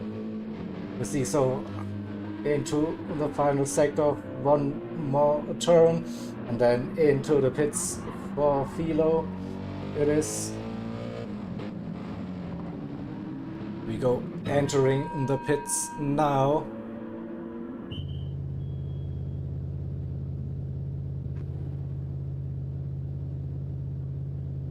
And let's go for the animation, shall we? We have picture in picture now. Ray into the pits, Thomas into the pits, Giri into the pits, and soon, if you can hear me, you can talk. You're on the stream. Go for it. Right, so Go for it. Second half driver change has been done. S7R Slipstream heads out of the pits first, and looks like we'll have a bit of a gap as he goes through paddock opening and through for the first time basking in his step. And we also have Dylan coming out as well as Capro Man and a very sleek looking Audi, might I add. We've already had quite a bit of drama going in from the first set of drivers, and after the driver change, I sure hope we can have at least a little bit more of a tame run. Wouldn't you agree there, Jaeger? Yep, definitely, but it's exciting, definitely. So, wait. We've already had quite a bit of Now drama you're going live. from the first. You have the full from the first attention. set of drivers and Big screen. after the driver Go for change, it. I will I be sure back hope in we roughly can have at 2 or least 3 a minutes little bit to more of a, finish my one. little bit Sit here more and of a then I can tame join you for the run. rest. Wouldn't you agree there, Jaeger? Yep, definitely, but it's exciting, definitely. So, wait. Now you're live. You have the full attention. All right. And big screen. Go for it. I will be back in roughly 2-3 minutes to finish my one. Sit here and then I can join you for the rest. Sounds good. As we see S7R Slipstream coming on in through Sterling and heading over towards Clear Rays. Already has about a 4-second gap from that driver change, so it looks like Slipstream's team is going to be doing rather well. Let's just hope we can maintain that momentum. Making our way further down the order, let's go and take a look at Elias Polju, who currently has a tiny bit of a battle going on for P6 at the moment. Has a just slightly over a second deficit to Rizku, and that gap is closing at the moment, so we might see a little too wide action going into maybe Druids, depending on how Paddock Hill Bend goes. But it looks like right now Elias is just holding on to that slipstream as best he can.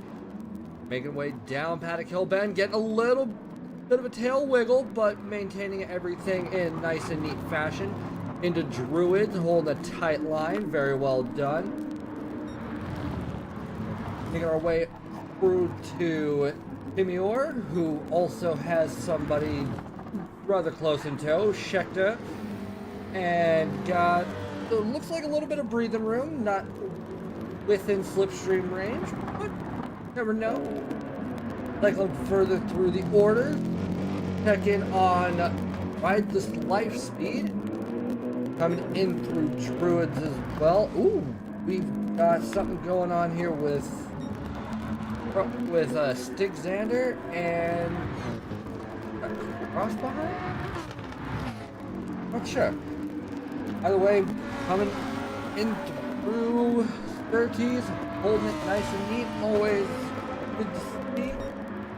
But back up and checking in on Dylan, who has still about a 4-second gap between themselves and Slipstream. But luckily we've got plenty of racing action left to go, so all the drivers have to do at the moment is just get into the rhythm, learn the flow of the track for themselves, and really bring the race home. This is anybody's game. We're only just halfway through the race, so not really much that can be done. This race definitely isn't decided this early. Coming on over with Resistance Ita, and has about a 1-second lead over Luigi Somps. In traditional ERF fashion, we are butchering the names, folks. Very sorry to very sorry to the drivers. Luigi is on APS. Come on, it's not that hard. Okay, sorry. My apologies. But the gap between Luigi and Resistance is just over half a second. As they head in towards Sterling, Resistance is about 3 tenths up on their fastest lap since the driver change, and actually pulling away from Luigi as well, going into clearways. No drama, so to speak. Looks like drivers are keeping it business as usual. And that gap is ever so slightly chipping down, so I think Luigi might be making a play for make a play for P4 here in the relatively near future as they come into Druids, holding a tight line, good defensive driving from Resistance. How will Luigi get through this? And it also seems Resistance is finding more time in this lap, which is great to see from our drivers because... Ooh, and Luigi gets a little squirrely coming up out of Surtees.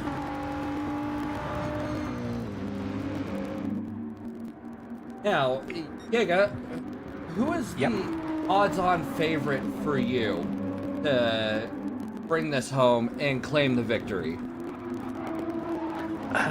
Tough one. So, I think Dylan in P2, he has done a great job on the setup on this Audi R8. So if he can stay close with the slipstream in that AMG, this could be the battle. I like P3, so really nice drivers. Had a couple of league races with them. So, but I also know Dylan. I also know slipstream. So yeah, it's tough. But I think if I would bet, Dylan is my hot pick.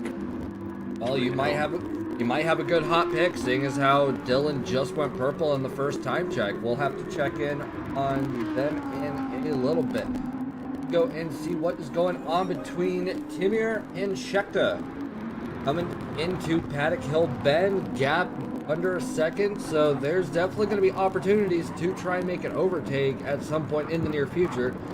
As I look through the grid, I'm also seeing there's quite a bit of cars bunched up. There's battles left, right, and center at the moment. So let's see if Himier can hold off Schechter coming into Surtees. And it looks like he will be able to, maintaining good throttle control, keeping the car pointed in the right direction. But what's going on here with and Ananias is looking relatively comfortable right now with their Porsche 911. Very nice looking Porsche 911, Mike. Going on over to S7R Stick Xander, who currently has ride the light speed, about just over a second behind. So definitely not out of the woods yet on that front. Going on over to RWB Lover and Cross, who is currently hitting in P14 and 13 respectively. Looks like RWB Lover is having a bit of a quiet lap, which, I mean, in a race such as this, where it is an endurance race, you definitely want more quiet time on the road to try and decompress. Going on up to Cross, got about a 2.5 second gap to ride the light speed. Coming on to clearways, and everything is in order there. Let's go see if we can find some action, shall we? As we are on Il Caproman, who is currently rocking a 1:24.352 as a personal fastest lap. Definitely a time not to be taken lightly. And seems Dylan is currently holding the fastest lap for the race with a 1:22.712. Keeping an eye on Caproman to round out the lap. Very well done, using all the track afforded, and coming across the line with a 1:24.546. Plenty of time to chip away at that. Now back into that battle for P4 and 5, we jump on with Resistance, who seems to have lost the position to Loogie. They come to Druids. What will Resistance have to say in response? Because he held off Loogie as long as he could, but unfortunately, even the slightest errors in these races will cost you a position. But unlike daily races and other sprint races, you don't really have to worry too much, because there's definitely more opportunities for the standings to change. My apologies, for some reason my brain was like blanking on the word. Words, real Yeah. things, right? Yes, I think we should just all start violently using sign language or something. But it looks like that gap between Resistance and Loogie is approaching the 3-second mark. So Resistance is definitely going to have to find a way to get the pace in to catch up at this rate. Making our way down over to P8 with Schechter, who has him or... Ooh! Both get a little squirrely. Alright, well, I was saying, looks like Schechter needs to be careful, because Timler's, right up his chuff, but looks like they both got a little bit of unsquirreliness, or a little bit of squirreliness coming out of that turn.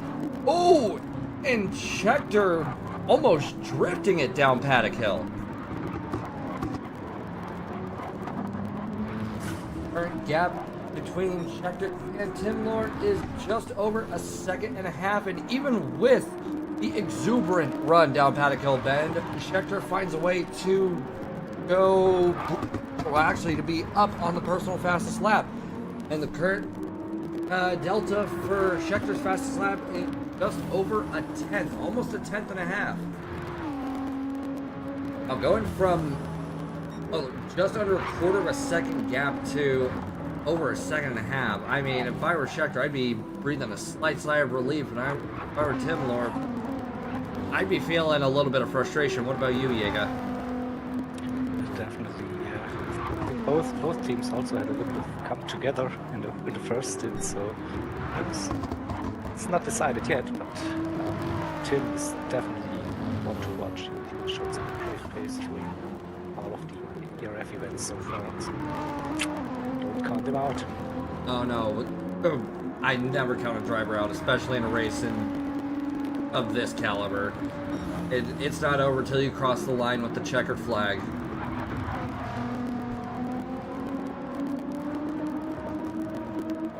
Now making our way through the order to MDB Ananias. Currently sitting rather comfortably, having nothing but open air in front and behind. Going through Druids, getting up on that curbing, running a little behind on their personal fastest, but seems all is in order at the moment. Also see that MDB is actually rather low in the fuel department.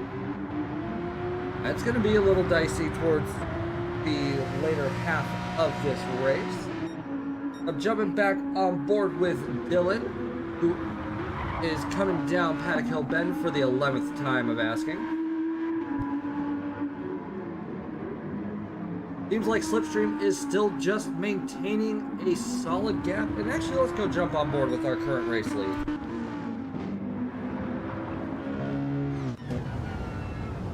S7R Slipstream going in through Surtees, already seeing some lap traffic and currently sitting with the fastest lap of a 1:22.664 and on track to up that time down even more. Oh, I stand corrected. Going in through Hawthorne, look, oof. A little bit of squirreliness from the orange McLaren up ahead. Now, correct me if I'm wrong, blue flag procedure for this is the same as it is in all GT racing, correct? Yep. Alright. Just want to make sure. Didn't want to just assume it would be, oh, the ghosting will take care of it or anything of that nature.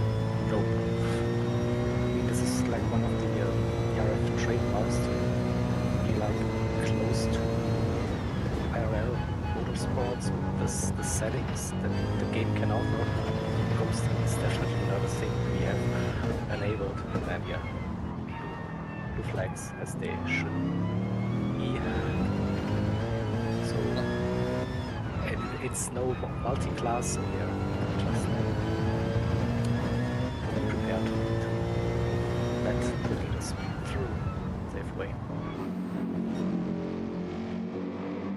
And let's see if the drivers will be able to find a position to yield to the faster car as we see Slipstream coming up on not one, not two, but 3 lines of back markers.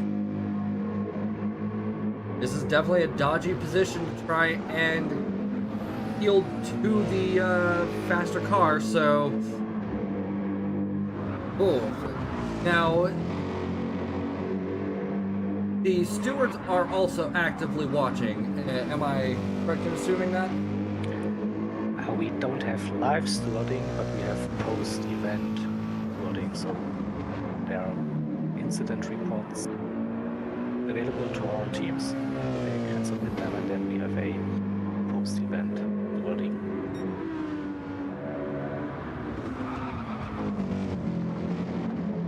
Alright. But basically, there will be punishments should a driver get tunnel vision and not yield. Ooh, little bit of a concertina effect going into Druids. Too wide. It's getting a little dodgy over there, but it looks like Slipstream was able to get through. Oh my goodness! Oh, let's go and take a look at what just happened there. Alright, and it looks like I may have jumped the replay back just a little too soon. But from what we saw, there was just a teensy bit of contact there, and just it was a lose-lose situation for all involved, and now we've got even more side-by-side action. My goodness, it is unfolding down here. It looks like MDB has gone into the box running out of fuel. We take a look at MDB. That is. Oh, go ahead. This is quite interesting because with this race we introduced that refueling is up to the drivers now for the driver swap. So usually we started at 100% fuel for every stint. Now we made the test to have less fuel in the car, start with 10% for a stint. So maybe they misjudged something. Definitely interesting. New take on these events. Oh, without a doubt. We jump back on board with RWB Lover, who is currently... Well, honestly, RWB Lover can't seem to catch a break right now. It is just a sandwich right now. I do not envy RWB in the slightest. Hope that everybody can get through this without as much, like, with as minimal incident as possible as they go into Hawthorne's. And it looks like RWB will be having to find a spot to yield, running slightly wide, but is able to keep the car pointed in the right direction. Will RWB be able to yield the position as they go into Sterling? Coming out through Sterling does not appear to be the case, so let's go and check in on Slipstream, who had to do a bit of battling to get through the back markers, and has a 4.5 second gap between themselves and Dylan at the moment. So it's still all clear skies on that front. Looks like Slipstream is coming up to another back marker. As we go and check in on Resistance, who is about a 4.5 second gap between himself and Capital Man. I am curious. Let's check in back here with Stig. So it seems Stig was able to take P10 off of MD because of that pit stop. And then everything's looking business as usual. Now if we jump over to MDB, just out of the box, and went and got a half tank of fuel. Hopefully that should be enough to last the remainder of the race. Coming over to Clearways, keep it in third, and running out wide to carry all the momentum. Looking quite nice. Wouldn't you agree, Jaeger?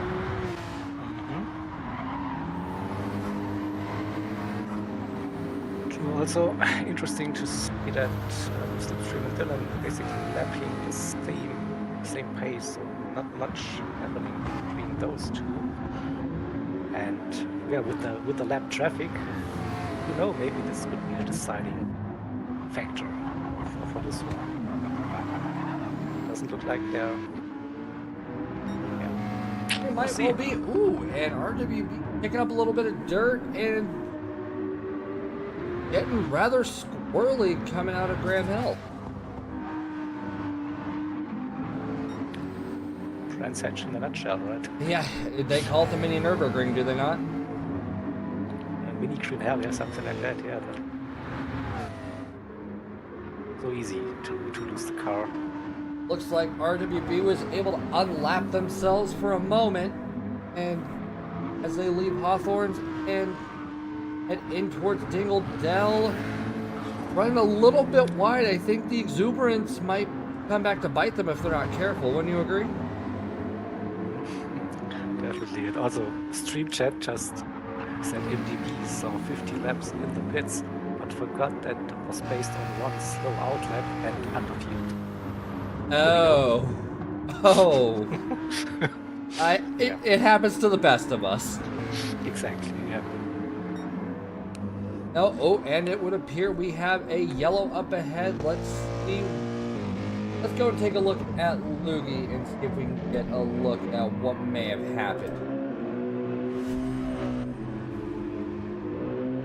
Okay, so was it Loogie? Oh my goodness, there it was. My apologies. Who was that had the unfortunate tumble? That's the world will never know. We jump back on board with Cross in P12. currently sitting at a 12-second deficit to MDB, but has a 21-second gap between themselves and Ride the Lightspeed. And if I'm looking correctly, Cross is also the one that was unlapped by RWB. I guess that's a way of saying it. Going and taking a look at Elias, who still has Tim all over their backside. The gap is back to under a quarter of a second as they came out of Surtees, and this is a perfect opportunity to try and get an overtake done, but Elias will keep the defensive maneuvers on, running just slightly wide. Both of those BMWs are just sailing right now.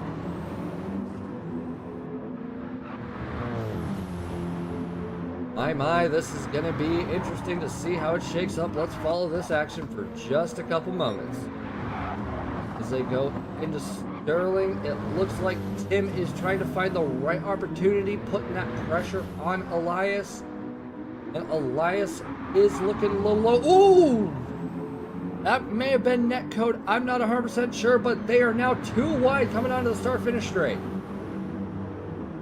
How is this going to shape up? Will Tim try and make a move into Paddock Hill? And he does. Tim gets the overtake done very wise. Just sit there and take it. Coming into Druids. It looks like Tim will just hold on for the time being coming into Graham Hill. All right, this is going to be a heated battle for P7. Taking a look at the onboard driver cam. Let's see what is going through Elias on this run through the lap. Looks like Tim is slightly pulling away, but with how much those two are battling, I think they're going to be seeing each other again very soon as they go through Hawthorns. Up on the curb, will they be able to? It looks like Tim is just pulling away for the time being. We will have to come and check on them here shortly. Coming on up to Resistance, who appears to have kind of settled down in their race. Coming into Paddock Hill Bend, yeah, we're not even, what, halfway through this stint, and we've already seen quite a bit of intense battling. It's been this way from the jump, hasn't it, Jaeger? Really close racing, yeah. Throughout events so far, many battle groups on tracks, good stuff. I'm glad to hear. Go and check in on Stig for the moment. Looks like MDP is chipping away at that time, but just. So we might see MDP and Stig have a bit of a confrontation in the near future. Jump over to RWB, who got a tiny bit squirrely coming out of that last corner, but able to hold on to it, so no drama to speak of. And Ride the Lightspeed. Oh, looks like Ride the Lightspeed was the one who unfortunately received the damage and caused that yellow earlier. Now, Giga, the virtual safety car clause is still in effect, is it not? It has been reworked a couple of times now, the safety car. So we don't call it virtual safety car anymore. That's the first thing. But in case of multiple damage, so there is a safety car procedure in place. Yeah. We have a race director in the lobby, and we communicated with the race director then if we have a situation that requires a safety car to be out on track. Understood. My apologies for the wrong terminology. Go and take a look at RiseQ, who is leading sector by just over 2 seconds and has about a 5.5 second gap between themselves and Resistance, but looks like it's going to be a bit of a comfortable drive for the time being. A 2 second gap is out of slipstream range, and so All Rise has to do is worry about getting that consistency, and fuel light is flashing just a little bit.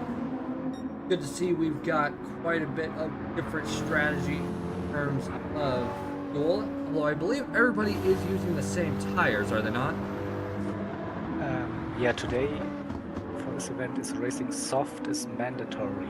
So I guess it doesn't make sense for the drivers to use any other compound. But we will see. Well, it's like a bit of a tricky one as well, because with the custom BOP you set it to a certain performance point limit, and if you have to use the softs, you have to probably optimize your setup for those racing soft tires. So if you then use the mediums, probably they won't be performing that good. So that's why we probably see just the racing softs today.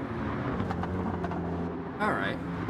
I wasn't sure, because I remember when the Nürburgring race was going on, we saw some drivers on the mediums absolutely dancing around the drivers on the softs, and it really shook up what I knew about racing tires. It is, yeah, and after the recent physics updates and tire model stuff, it is also like that for the final two events, we will have a different BOP again that will probably make racing medium tire the go-to tire again, and just softs for modifying. That's probably the idea behind it. Well, we'll see. Still a couple of weeks till the next one. We'll figure out how this all works, but yeah, definitely changed something in the game with the tire wear, and the softs are basically just like a sprint tire now. Today is more or less a sprint race, so here we go. Understood. Thank you for the right there, Jaeger. Looks like Scheckter is slowly chipping away at that gap to Rise moment. Gap went from about 2 seconds to just over 1.25 seconds. Rise might start having to think about some defensive driving, especially if that gap keeps chipping away at the rate it is. Coming up the Surtees, looks like Rise trying to get a good run out of there. Coming over with Scheckter into the cockpit. Oh, and a team slipstream has gone into the box, which will afford Dylan a one for the time being. Scheckter running a teensy bit wide, getting a couple wheels in the dirt, but nothing to really be concerned over. Now that gap is now getting to almost under a whole second. Clever. It's quite interesting now, again with the fuel and stuff, so who's better on fuel, because we have like a really slow rate with 3 wheels per second. But also shake up things a little bit to those pit stops.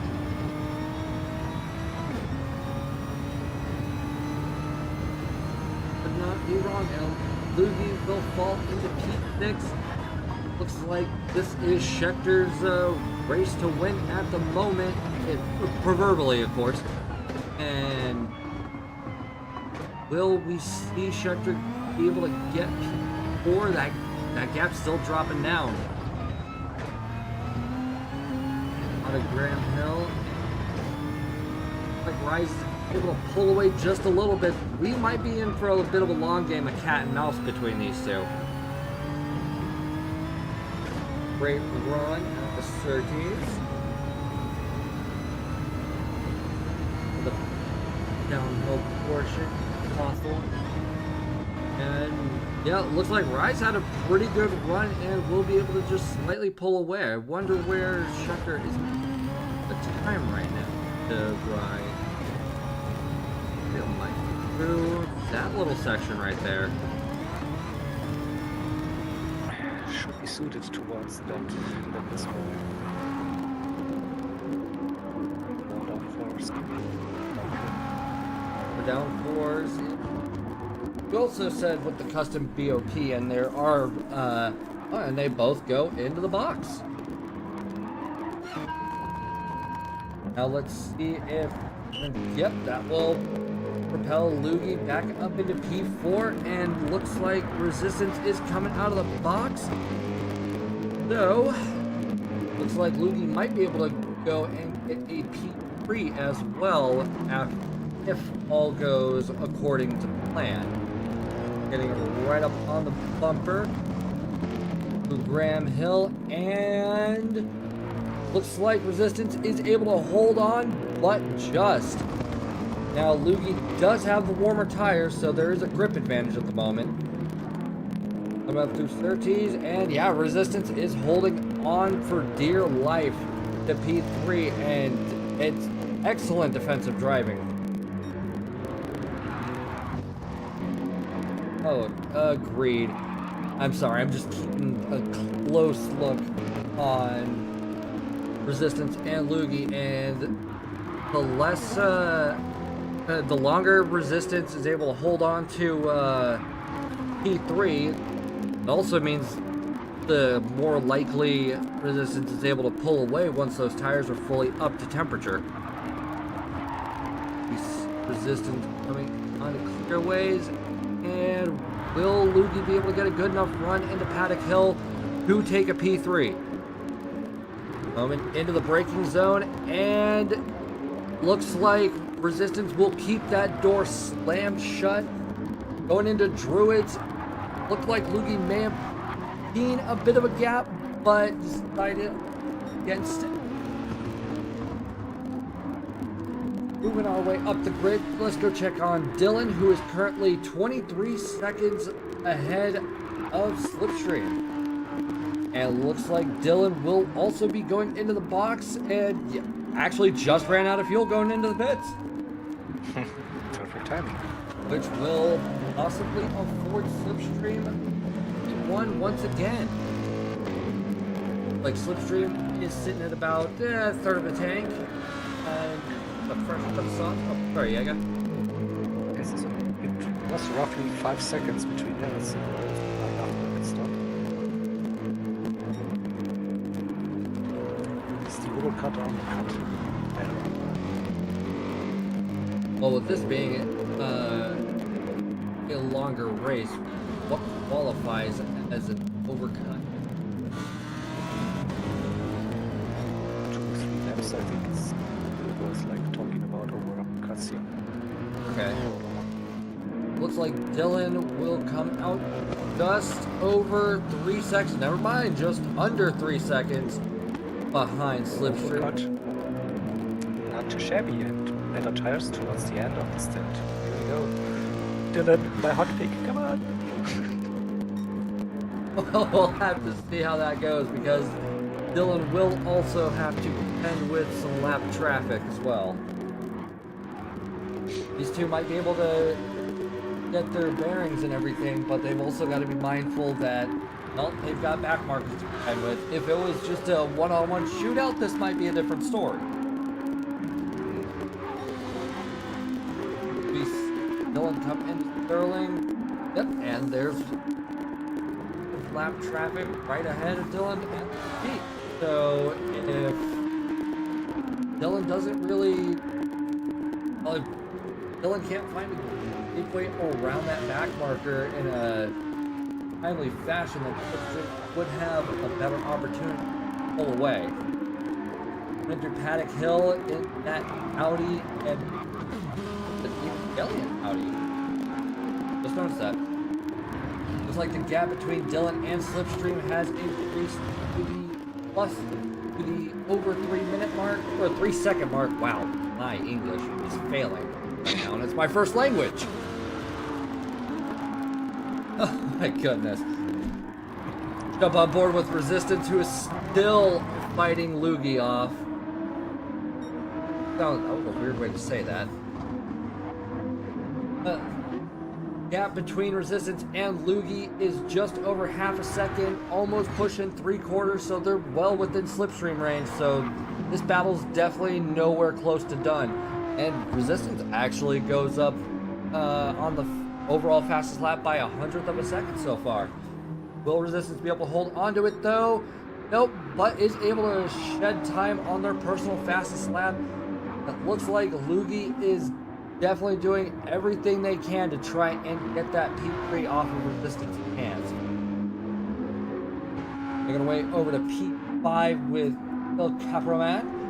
And actually, they're definitely not out of the running for P3 yet themselves, especially if Luigi and Resistance both start having a bit of a heated battle. That could slow them down to the point where Capro Man could go and pull an upset and get a podium. That's what they're hoping for, yeah. I mean, if I were them, I'd be hoping for that too. Coming on over to Rise, who was able to shake that Tim problem they were having for a little bit. And then on Elias, currently 4.8. For the sake of argument, we'll round up and say almost 5 seconds ahead of MDB, who is actually regained P10 off of Stick. Let's see how that gap is looking right now. Well, it looks like MDB has about a 24.5 second gap between themselves and Stick at the moment. Making our way over to P12 with Cross. 14 second deficit to Xander, and almost a 59 second lead over Ride the Lightspeed. That's got to be a bit of a sigh of relief, not having to worry about anything behind you and only focus on the cars ahead. It's a little bit lonely. It is a little bit lonely, but I mean, I'd want a peaceful drive, at least for a little bit, to at least find the pace. Yep. We check back on board with Slipstream, just over 3 seconds ahead of Dylan. So it looks like Dylan will have to do a little bit of hustling to try and catch up, but luckily there's still a ton of racing left. We see Slipstream catching up to RWB at the moment. How will this all shake up? Going on over to Dylan and P2, who won't be too far behind in the grand scheme of it. Going in and heading in towards Sterling and holding it nicely. Short shift into third on the way out.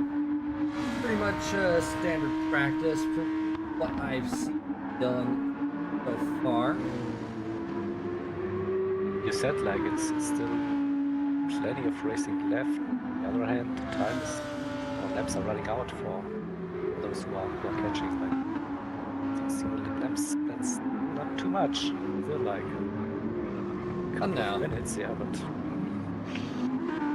I mean, this is a sport where seconds do matter. So, I mean, any extra seconds is, well, gonna be appreciated. We see Dylan is now approaching RWB, going through Curtis. There's a little train of cars going down the hill at the moment. Oh, I honestly thought Dylan was gonna only have to go through one back marker. It looks like Dylan will have to contend with two, which, depending on the part of the track where Dylan catches up, could give Slipstream even more room to run away with the race. Take a look as they head in Sterling again for the 30th time. Oh wait, 1, 2, 3 back mark? This is not an ideal position if I am Dylan. Well, it looks like the gap has gone back to the under 3 second category. So, if Slipstream can, you know, take a moment and do a spot of prayer for Dylan being slowed down, I think that'd be a good opportunity to do so. Now, Dylan is going to have to definitely be a bit meticulous with the laps, lest, you know, the gap increases further. Going back down. The thing for Slipstream is that he's past back markers. So the track ahead, so it's good. Dylan has to get past the markers. I agree with you, and as we jumped on board with Resistance, it looked like Luigi was poking their nose in Druids, but wasn't able to find a spot to get the move done. And wow, they are... Okay, this is really close. Could we see Luigi try and make a run through here? No, does not appear to be so, but that gap is now to just a 10th. This is getting a little dicey. Will Luigi send it up the inside? No, not this go around. Another opportunity to try and poke the nose in. Won't be on this one either. Going in through Sterling. It's getting a little heated right now with the battle for P3. Come on, and Luigi getting onto clearways. Still just around the quarter of a second mark to Resistance. Oh, and we have a yellow up ahead. We can find out what happened there. Was it either of our race leaders? No, it was not. I am not. Was unfortunately. No, let's go back to the battle for P3. It could have been a back marker. Hello, Pasta in the chat. Yeah, stupid. Yeah, you were quick, then you were stupid, then you were quick again. I believe they just call that stupid quick. Ooh, Resistance. Quick, okay. Resistance getting a little squirrely coming out of Surtees. That definitely cost him some time, and now it's too wide. Luigi is able to take P3 for the moment, but Resistance has the inside and will take that position back. Oh my goodness, we're gonna have some too wide racing for the next couple of corners, aren't we? Ooh, yep. And it looks like Luigi gets a little squirrely, but is able to keep it in the right direction, and that was just what Resistance needed, because that gap is now around the half-second mark. I could not imagine the frustration I would be feeling if I were Luigi at this moment. What about you? I think I repeat myself. That's Brad said in a nutshell. I mean, you don't have many opportunities, this narrow track, and you have to use them when they're there, and with a mistake, yeah, will be fuming. Well, you would keep a more level head than I would, because I'd be saying some not safe for broadcast words.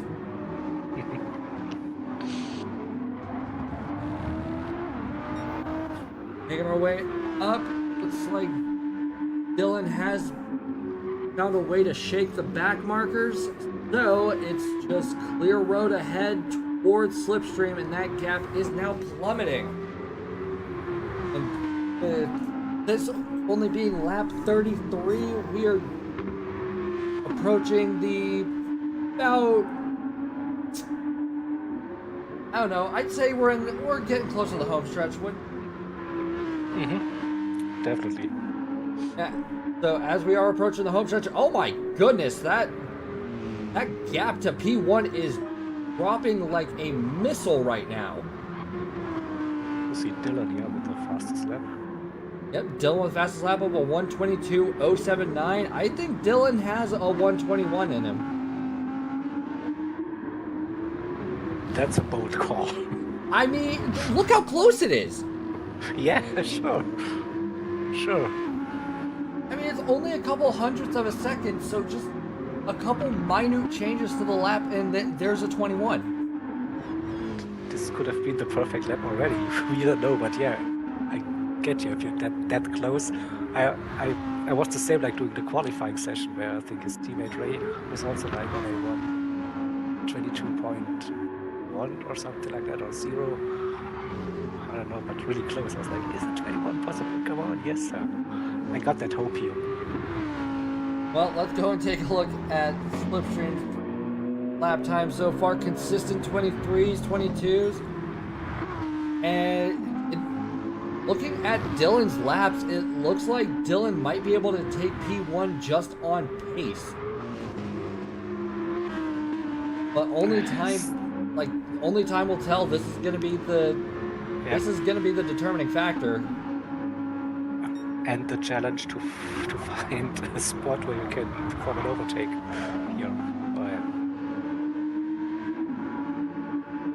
It seems like the moment Dylan cleared out from those back markers just left everybody else in the dust. That Audi is definitely not a car to be trifled with. Gap is now just around a second and a quarter and still dropping. Oh, if I'm Slipstream, I might be feeling a bit of a cold chill running down my... Oh, look! So purple by 300, so it is possible to get towards that 21, Jaeger. Yeah, we're getting closer. Keep it up! Keep it up! Come on! Ah, they lost it. Curse you, Surtees! Oh, and going up into Dingle Dell. The gap is almost under a second now. Slipstream has to be feeling that pressure. Yeah, and Slipstream 4, Dylan. Oh, you know, 21 with Slipstream, yes. I say that's possible. It's still a 21. Am I wrong? Yep. Yeah. All right, there we go. All right, and Slipstream and Dylan now have a half-second gap between them. It is now going to be a game of driving on the defensive. Nice, yeah. Jump on up with Slipstream to get a better look at what his movements will look like. I'm going to tight line, parking it on the apex for a moment. That gap is still dropping. My goodness, Dylan is driving like a man possessed.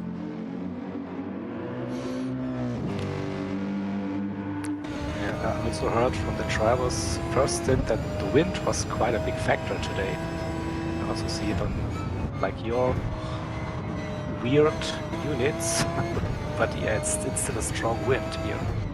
My apologies that we're on Imperial. If it helps at all, it could be Imperial or it could be metric. I can't make heads or tails of it. All I know is tailwind good, headwind bad. Yep, yeah. Okay.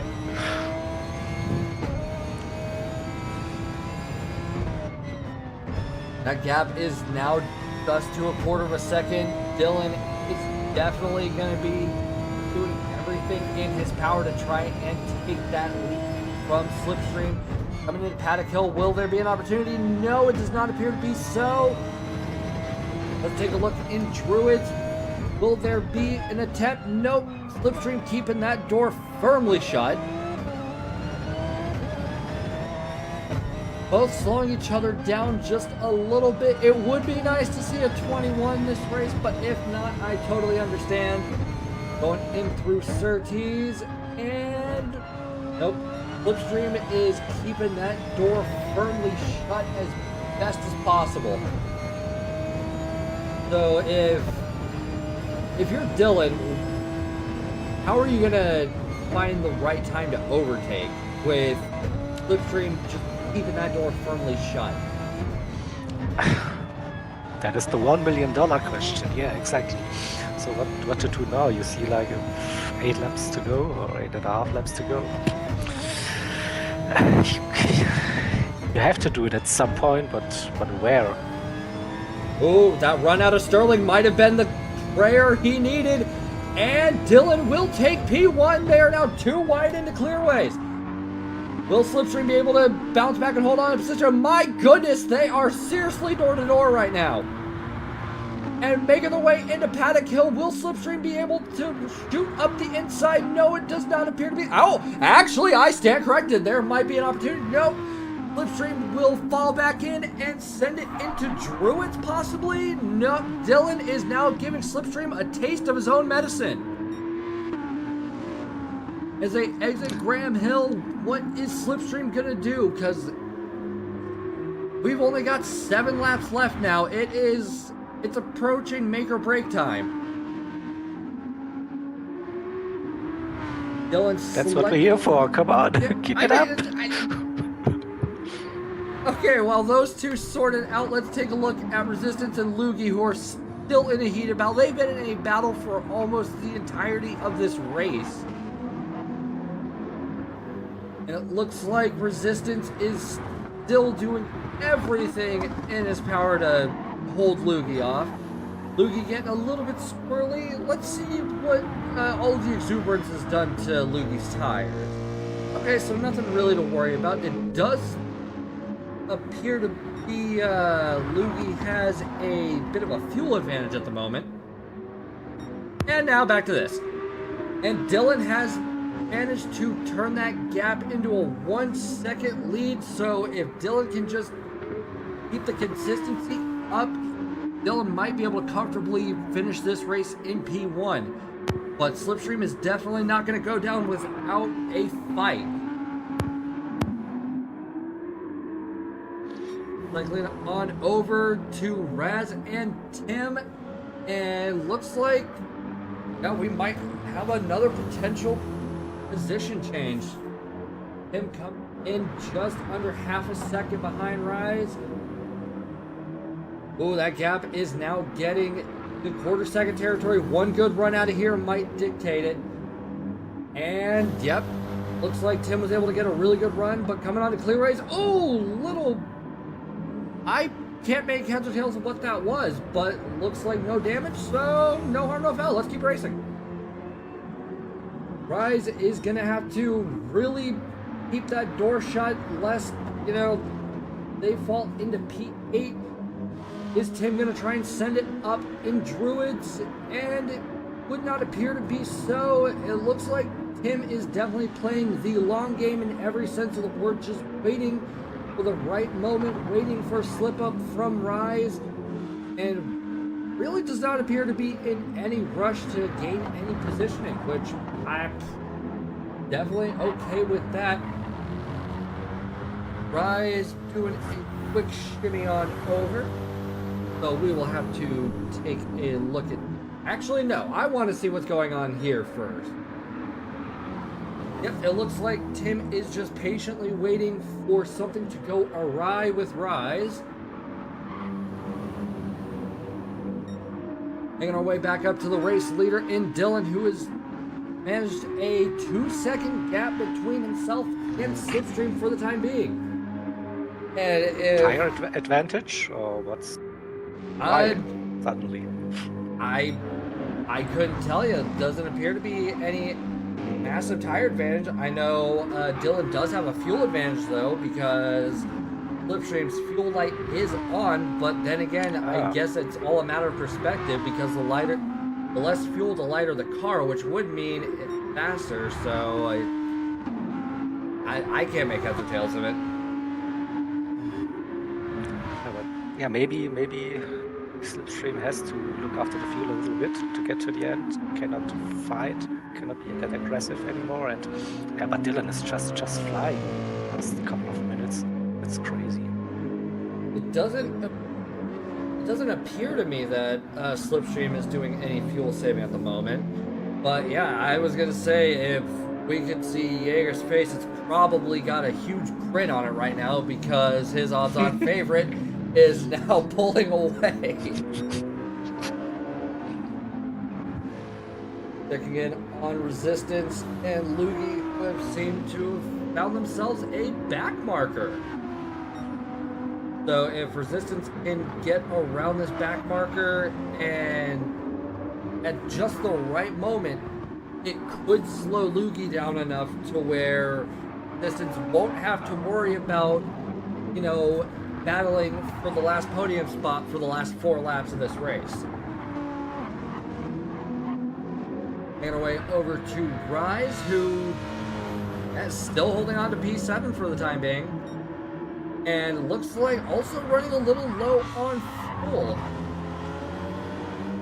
How's Tim looking? Tim definitely has more fuel at the moment, so maybe... There's too many factors that go into racing, I swear. With one moment you could be thinking about,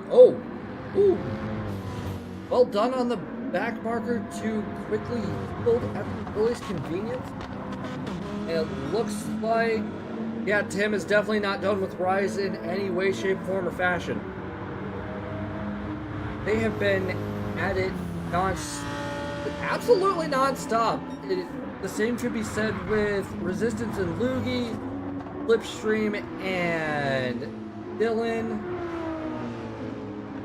Schechter and Capro also have a little bit of a battle going on here.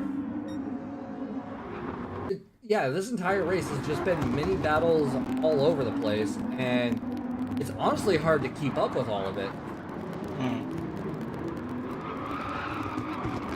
Ooh, looks like Capro outbroke himself into Druids, and that will definitely give Schechter the opportunity to get a sigh of relief, at least for now. On our way back up the grid to the never-ending war for P3. It would appear that Resistance and Loogie have found even more back markers. Every time you think you've got just one task on your mind, like this race is just gonna throw a couple more on you. So, this is definitely anybody's game right now for P3. Loogie is just not yielding. Ooh, we have a gaggle of cars going into Sterling. Go ahead, Diego, sorry. Just say hard to tell what's going to happen here is anyone's position. Let P3 out of those. Yeah, it looks like we had a back marker yield, and now we only got Loogie and Resistance. Oh, no, where are all these cars coming from? They were hiding somewhere, right? They were. It's like they just want to go and take a group photo right now. Looks like RWB will be yielding to Loogie and Resistance. And with only 2 laps left, it's definitely down to the wire. If any of these drivers are gonna make a driver change or make a position change, they need to do it now. Otherwise, it might be a case of too little too late. And yeah, Resistance is just defending with everything in them right now. Going onto the driver camp for Loogie, holding everything nice and neat. Going into Sterling, and less than ideal run, but definitely not out yet as they approach the start-finish line to start the penultimate lap. Yeah, we're in the end game, folks. So we're gonna be bouncing quite a bit between our battles that have been taking place, such as the battle for P7, which Rise has been holding on to. I don't know if just by a thread or has just been 100% confident, but that gap is now a 10. I think Tim might see what's going on here and know that it is time to get the move done and get going. So as we start the penultimate lap for the battle for P7, what is going to happen between Tim and Rise? Going in through Paddock Hill Bend, looks like Rise might actually just have enough fuel to last the remainder of the race too. So this could be a good stroke of fortune for Rise should it all play out properly. Going on through the grid for Elias, and it looks like Elias is going to be hanging out and having a comfy drive for the remainder of the race. Wish the same could be said for some of our battles for E4, 5, 6, and 7. They're crazy. Yeah. Well, looks like Schechter was able to shake Capro Man for the time being, but oh, it looks like Capro Man was also able to only have really this to worry about. Let's jump back on board with our race leader and Dylan, who has turned it into a 6-second gap. My God. I don't know what Dylan Never look back. Yes, it's that. Wow.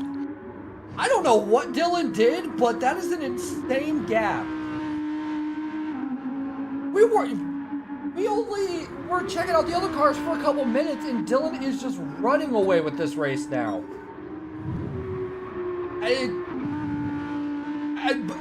I mean, until he crosses the line, it's still, anything could happen, but I mean, if I'm Dylan, I'm probably, laughing and probably singing a jaunty tune right now as he comes across the line to bring it on home. And congratulations to Dylan for the win in his split. Yeah. Race win goes to Dylan. P2 will go to S7R Slipstream. But who is going to be claiming that last podium spot? We are approaching the end of this race and not many more turns. So will it be Loogie? Will it be Resistance? Let's take a look as I come across the final turn for the last time. It's all or nothing here. Will Resistance be able to hold on? And it looks like just might be able to, and Resistance does, securing that position by 0.08 of a second. And Schechter was actually not too far from that either. If either of them had made a mistake, Schechter would have definitely capitalized. Now the battle for P7, who will it be? Oh wait, Tim actually took P7 off of Rise. Well done, Tim. Okay, yeah, so Great Will racing. Yeah, motorsport. And Tim, after a long and drawn-out war, will be able to secure P7 off of Rise. The Elias crossed the line, and it looks like that is everybody. GG's, everyone. And yeah, so I don't know, with Dylan driving for CLR Ray Racing and CLR being my main community, so I'm basically like so proud today. Oh, we had bias in the booth. Yeah. How dare Pretty you, much. sir. But I was told to not jinx them, so I tried to stay away from them and don't do anything stupid. But yeah, but also like for the comebackers, like VEZ team, they're finishing with in the two Nismos. They're great to see them back at the front, and also GDR always their front runners with great race. Good job, everyone. Now, you want me to go through the provisional race results, or will that all be handled by the officiating team?